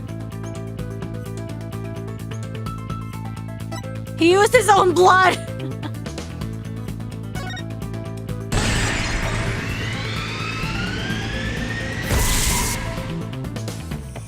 What? That is crazy. He concealed the source of the blood with his own. That was how he kept the rebel hideout a secret. Whoa, bro. Okay, noble, I see. It's all starting to fall into place. I know who killed the high priest. It was Tarust himself. Are you... What the...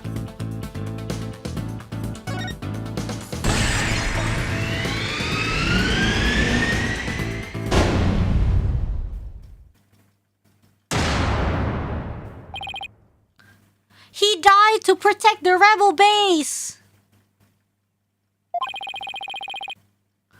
The high priest took his own life to keep the rebel hideout a secret.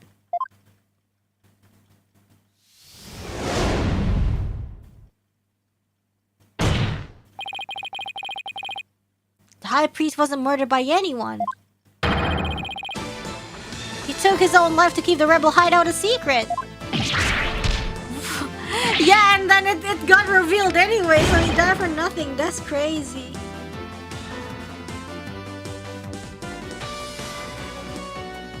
What's this?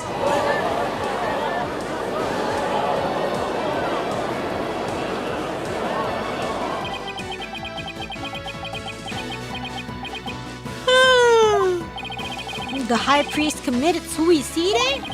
I've never heard anything more absurd. Objection!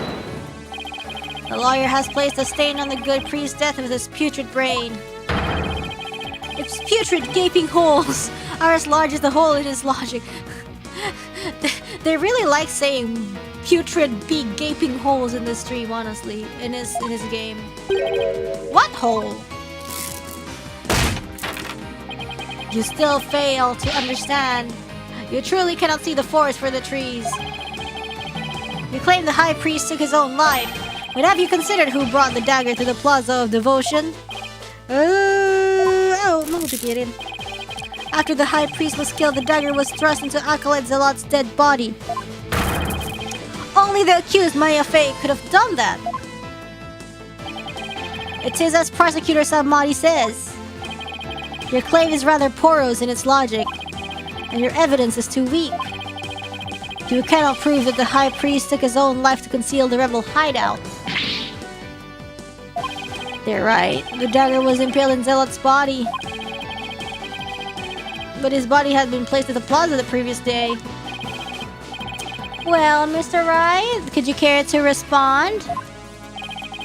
Zealot's body was already in the plaza the day before the riot. But what if the dagger was also already in him at that time?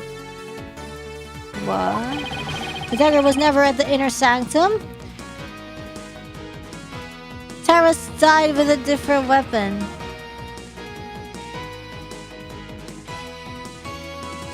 It was moved by Taras' soul. Of course, that's it. What is it? There was no need to move the dagger. It had already been stabbed into Acolyte Zealot's body the day before the riot. That's so crazy. The dagger wasn't even a murder weapon in any of them. What? So that means... What does that mean? It means the dagger wasn't the weapon that took the high priest's life. Objection! That is crazy. Well, no weapon was ever found at the inner sanctum. If you will not listen to reason, then I insist you prove your assertion. Show us what you believe the real murder weapon to be. The real weapon. Wait, at first we thought... didn't we think like the high priest was killed by the bird thingy? But then I guess we talked about Zealot, and the Zealot was killed by the bird too, and then I totally forgot about it. I totally forgot that we were like, this guy was killed by the bird!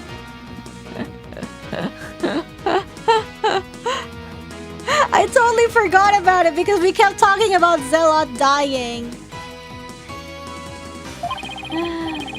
I've got nothing, but I know there had to have been a weapon there. Maybe if I think back on the trial thus far, I'll spot the clue I need. And it's like a month apart, I think, like, since the last stream. The bird was the serial killer. Was the defense scared to tell us what the real murder weapon is? Oh, hell yeah. Technically, the bird was used. I guess so. It's kind of like, well, the gun did nothing wrong. It was the user. Almost 2 months. Haha, crazy. What really killed him had been in the inner sanctum all this time. And his lethality has already been demonstrated by the late Acolyte Zealot. Yeah, last stream was before Minecraft, because I remember I didn't want to, like, cough all over the stream. That's right, it was the warbird statue.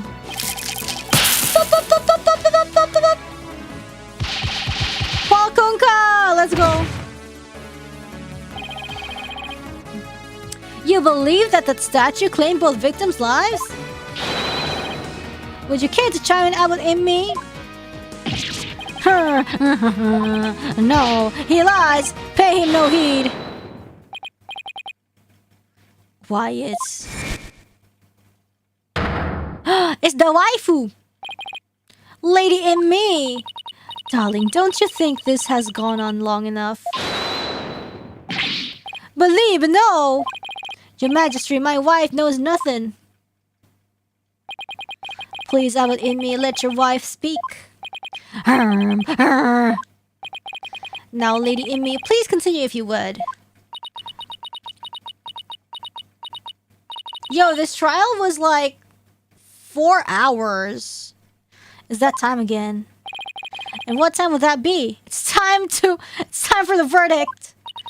2:30 in the afternoon, the time my husband conducts his daily prayers, and the time Prey was slain.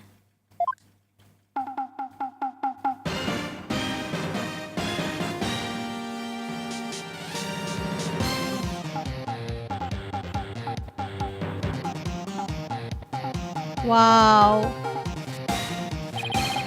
That sound, it's Steel Samurai alarm.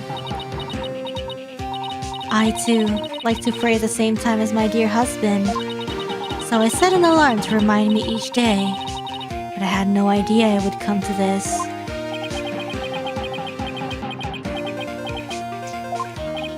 No, stop! She knows not what she speaks! Your Majesty, I am the one who slew acolytes a lot.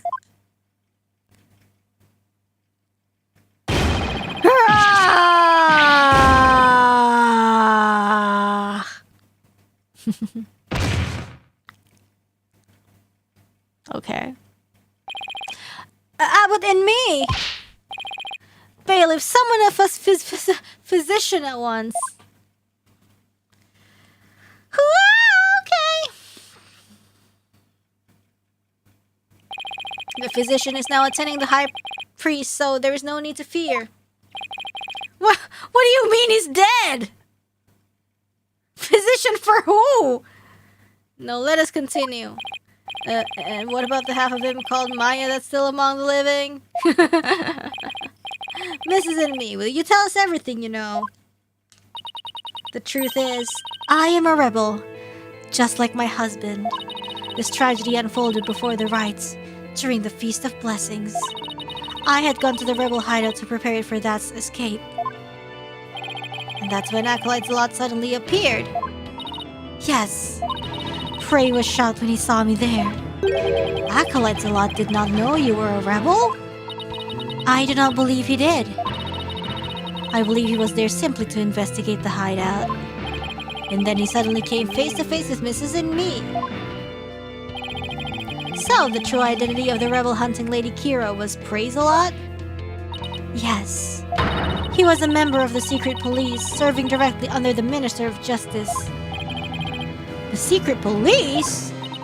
And this is what he said to me. I can kill rebels with impunity. What's impunity?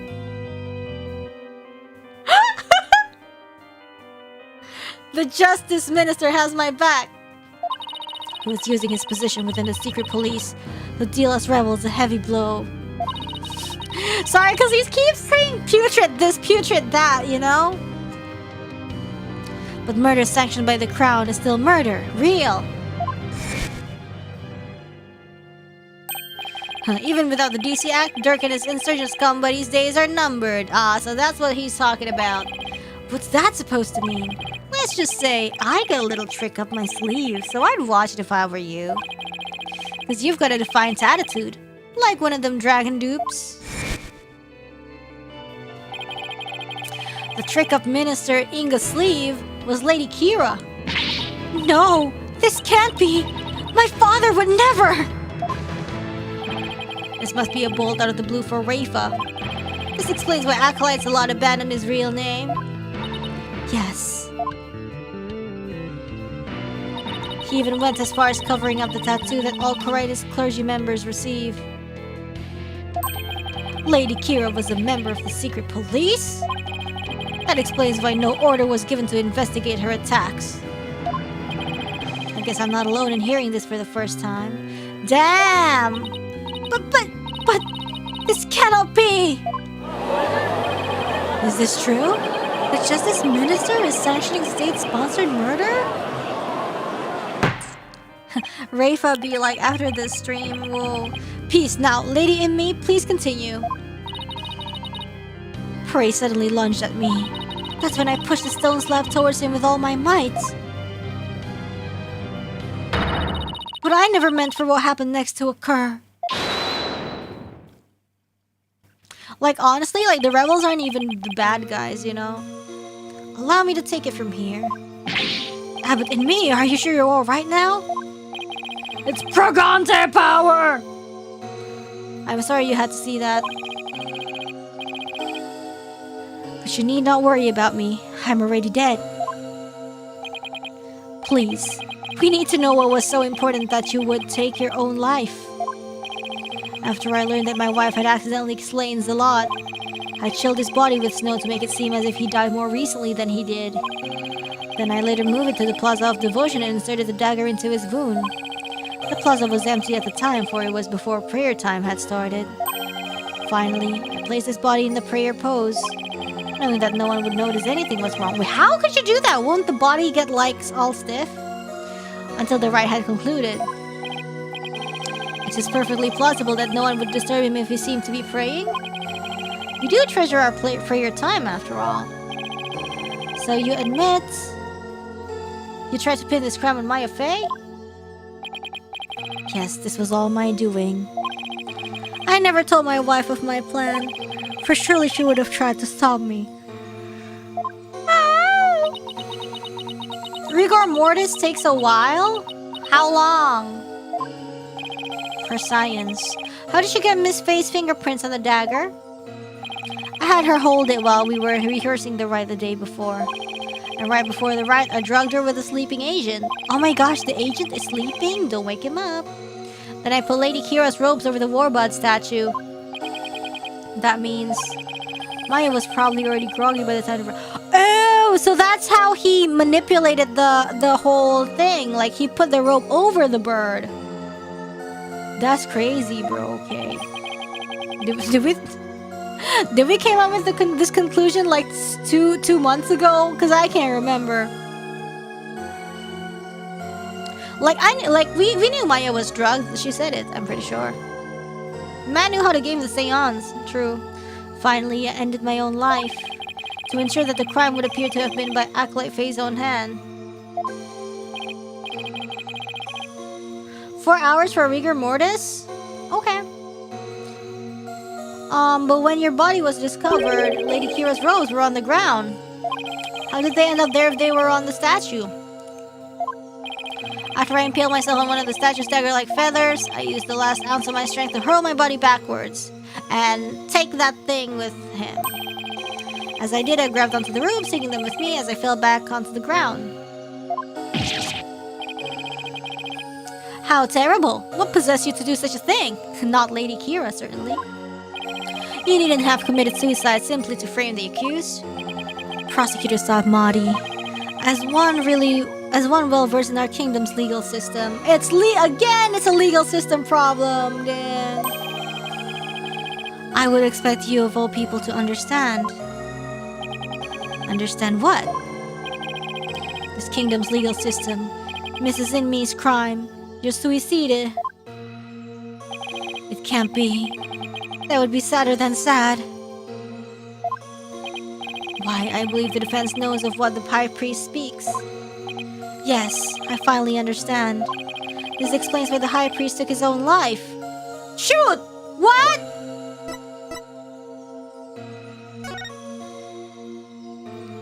This, I guess, maybe? It's such a dramatic section, so if we get it wrong, we're like... Take that! The Defense Culpability Act. Circumstantial evidence supports Mrs. Inmi's killing of acolytes a lot in self-defense. However, it would be next to impossible to prove it without a lawyer.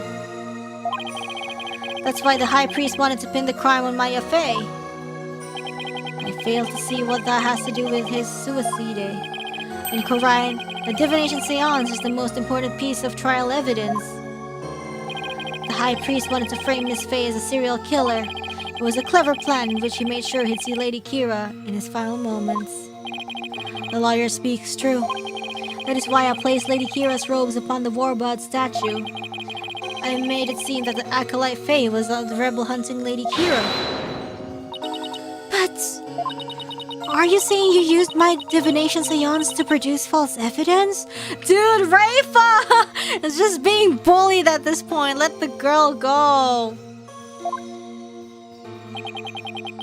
Forgive me, your benevolence, but it was the only way to help my lovely wife. If you had approached me first, I could have proved that the murder was in self-defense. Perhaps, but I had little faith in lawyers, despite being a rebel. How utterly foolish to cast away one's life for such a reason! There must have been other ways to cover up the crime. Yet, had I done so, my wife would rush to my defense, and when the case went to trial, she would suffer the same fate as I under the Defense Culpability Act. I could not have lived with myself had she been convicted because of that fiendish man. This cannot be. All I have done under the laws of our kingdom, it has all been... Poor Rafa, she's really taking this hard. But I can't say I'm surprised.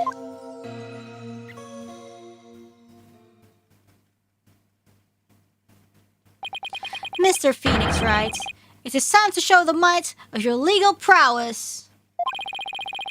You mustn't allow another innocent soul to be charged under that despicable law. Of course, I'll do whatever I can. What I have done to you and Acolyte Faye is unforgivable. I can only offer my most humble of apologies. Your Majesty. Yes? I ask that you please look after my wife. You have my word.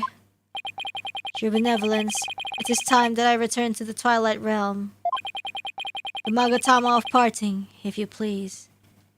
Yo, what? So that means she's gonna die? Oh man, that's so freaking sad.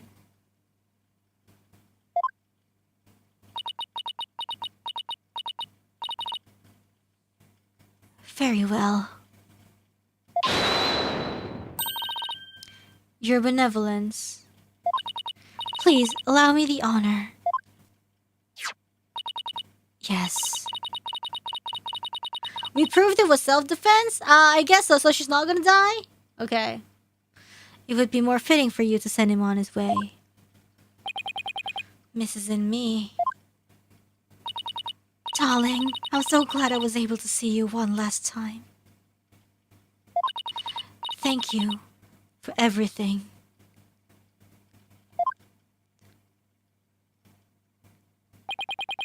I'm sorry to leave you like this, my love.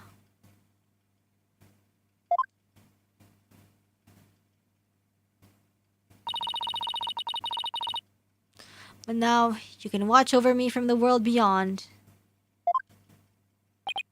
Yes, always and forever. Aww. That's so sad. Damn. Aww. And with every breath I take, my darling, I will be thinking of you. Aww, that's so sad. Watch over me from the hell of tickling.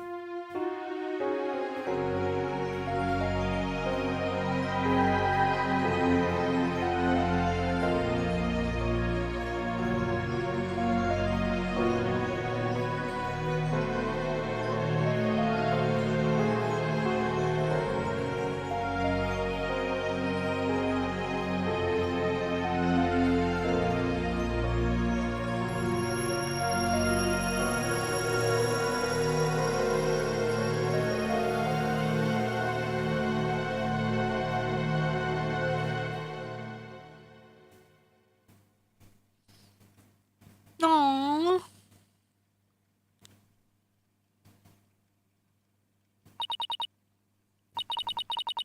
Farewell, my darling trust. Oh, that's so sad. Oh, she's back and she doesn't know anything. The High Priest has returned to the Twilight Realm. Maya! I feel great! I guess that means you didn't leave any regrets behind. Oh, okay. Oh, but what about the trial, Nick? It's over. Well, it was a sad reality born of love and a great tragedy born of the DC act. That is so sad. I see no need to continue this trial. Does the prosecution have anything to say? Mr. Phoenix Wright! You and your gaping holes! I owe a debt to you, one that I will pay back in court someday. Now, to deliver today's verdict and overturn that of yesterday's trial. With respect to all current and previous charges against them, I hereby declare the accused, Maya Fey, and her defense, Phoenix Wright, not guilty! Ah, man. I think this case is so... Wait, is this the third case or the second case? Yo, this case is so sad. What the hell? Okay. Third? Okay, wait, what's the second case again?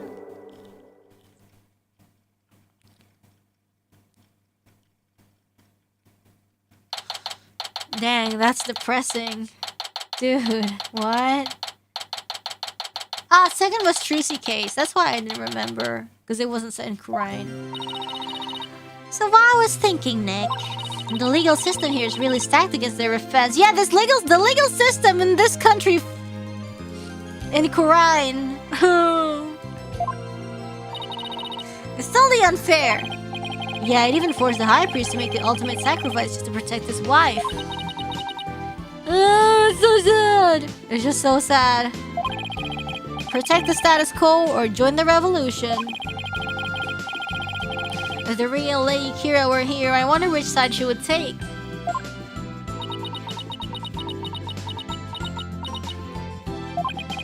Your benevolence. Huh? What? I was just wondering. Are you alright? Quiet, you! How could I possibly be alright? Yeah, she's not doing well at all. Oh, she's so sad. Who do you think you are?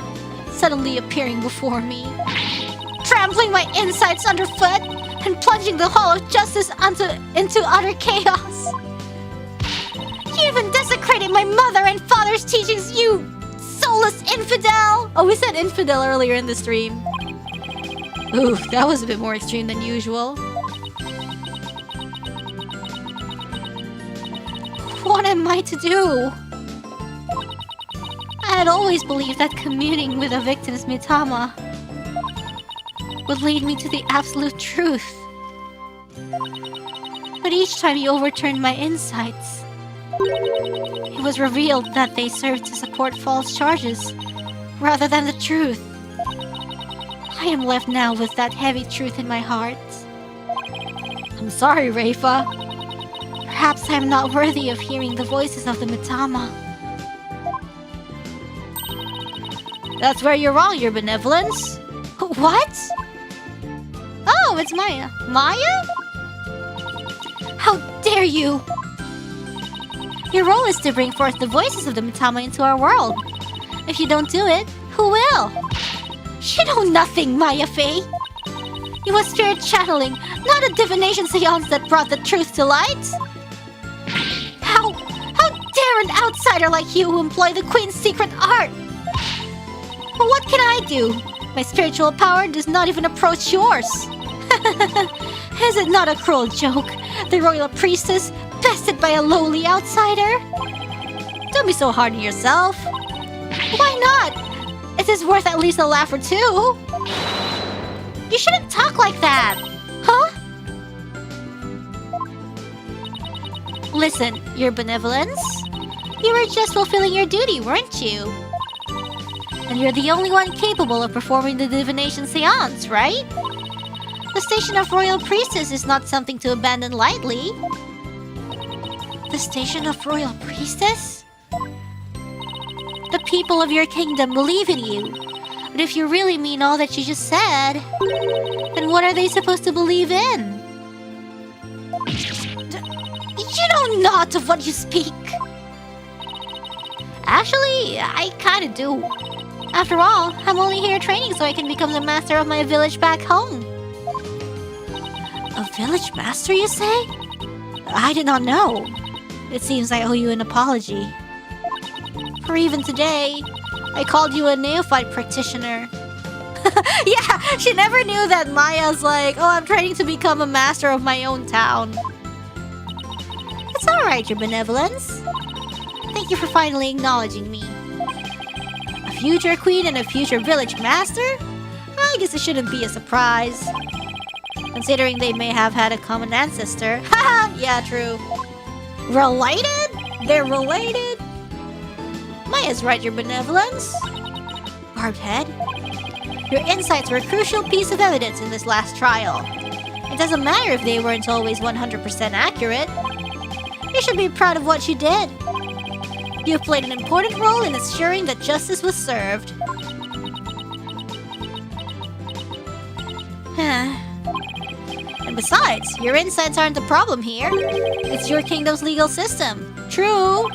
Without lawyers, your insights have come to be accepted as the sole truth. And the Defense Culpability Act, which gave rise to that, is the root of it all. Yes, it's not your fault, it's your stupid dad's fault. But that is the dangerous thinking of a rebel. See, I'm saying the rebels aren't the bad guys. Your benevolence. As Crown Princess, you are destined to rule this kingdom one day. That means there will be many things that you alone must determine. Things like how to keep your people happy, and what is true and what is false. And most importantly, what role you must play therein. I wonder if I'm even up to the task. Knowing you, your benevolence, you're more than capable. I've never heard Maya talk like this before. She's really come a long way, I guess. Oh my god, Andrea, gila kali ko. What was that? It came from the hallway. Explosion in the hall. Smoke! We better go check it out. Hurry! I did it. Just kidding. Mrs. and me. Mr. Wright, Acolyte Faye. I'm so sorry for what transpired. You were almost sentenced to death because of me. Oh, done with mourning? Ooh, what's the what? I will make amends by picking up where my husband left off. Ooh, I will see the revolution through, so nothing like this can ever happen again. For that is the death of my love for my dearly departed husband. Yo, she go. All right, lady and me, we gotta hurry. That voice, is that Mr. Rebel?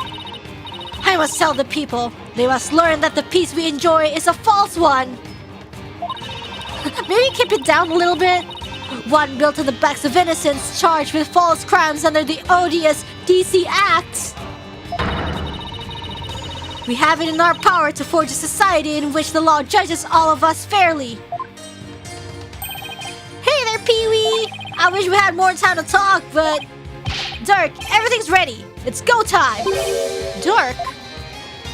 Oh, yo, let's freaking go! You're doing this in the courthouse. What are they gonna do, arrest us? Well, maybe. Wait, was that the rebel leader, Dirk? After him! Don't let them get away! Yo! Alright! That's so badass. The power to forge a society in which the law judges all of us fairly. It's the start of a legal revolution.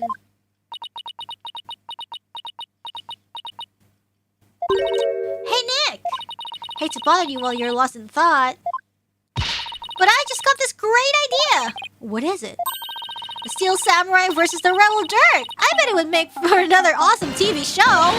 And if we throw the Plume Punisher in there, everyone would go nuts over it! Yes!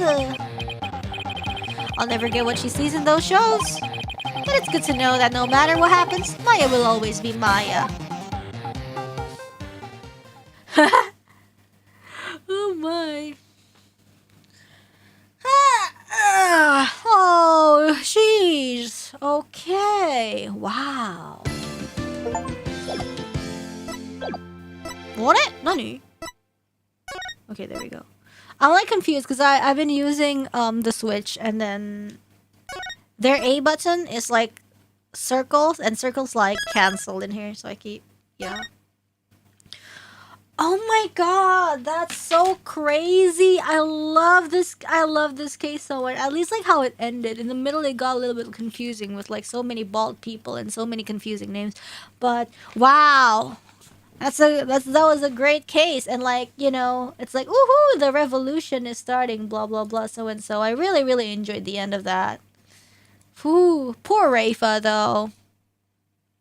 Too many bald people. I'm just saying, okay? And we got to see spirit channeling. Yeah. Okay, I'm gonna read super chats, and now we can, and then after that I'm gonna stop streaming. Game's over though. What if we made you bald? What the heck? Make yourself bald. We have Ziply, thank you so much. We have Reza Halawani, Ace Attorney Kambali, waktunya sidang. We have the Shadows. All I remember from last time is we babysat a bratty child whose parents outlawed lawyers to undermine the rule of law, and the lawyer rebels had merged of her favorite anime in their secret cave hideout. Yeah, that's accurate. Hi. We have the Shadows. I guess the trick with Rafa is to win, but let her think she's winning. When she thinks she's losing, she rage quits. But when she thinks she's winning, she acts extra smug towards us, and then we're all winning. Yes. Oh, we have Elsie Lappin. If a ghost remarries, do you get their possessions? We have Non-Square Pixels. His real name is Praise Occasionally.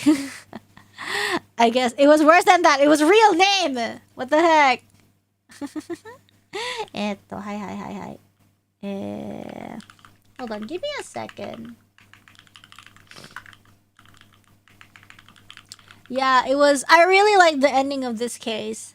I had my dose of Rafa, had my dose of Rebellion, had my dose of what else? Maya and Spirit Channeling. It had everything I wanted. You have Anton M, new AC Fund. Yeah, my AC is on now. And Trust in Maya looks so brutal and so slay. I know, I love it. Everybody that she channels is gonna have that beautiful locks. We have Arya Levinde. I am not sure. Does that make Maya a spirit medium, spirit large, spirit tall? I don't know. Spirit slay. We have Elsie Lappin. If they think that's impressive, Maya should have told them the time she channeled the spirit for days straight while it was trying to kill her. Wait, which one was that? Which one was that? I don't remember. We have Anton M. Topless to rust in Maya's body for free. Oh, Dahlia? Wait. Did Maya channel Dahlia? That's crazy. I forgot about that. She did? That's freaking crazy. Yes, she did. Oh, well. She Lupa, dude. It's been like... Yeah. Pearly tried, but Maya did it first. Okay. That's crazy. Okay. We have Slaw the Shadows. So whenever Tarust and me invited Maya into his house, he was secretly envying her hair, yearning to have it himself and give it a fetching toss. Now in death, his dream has come true.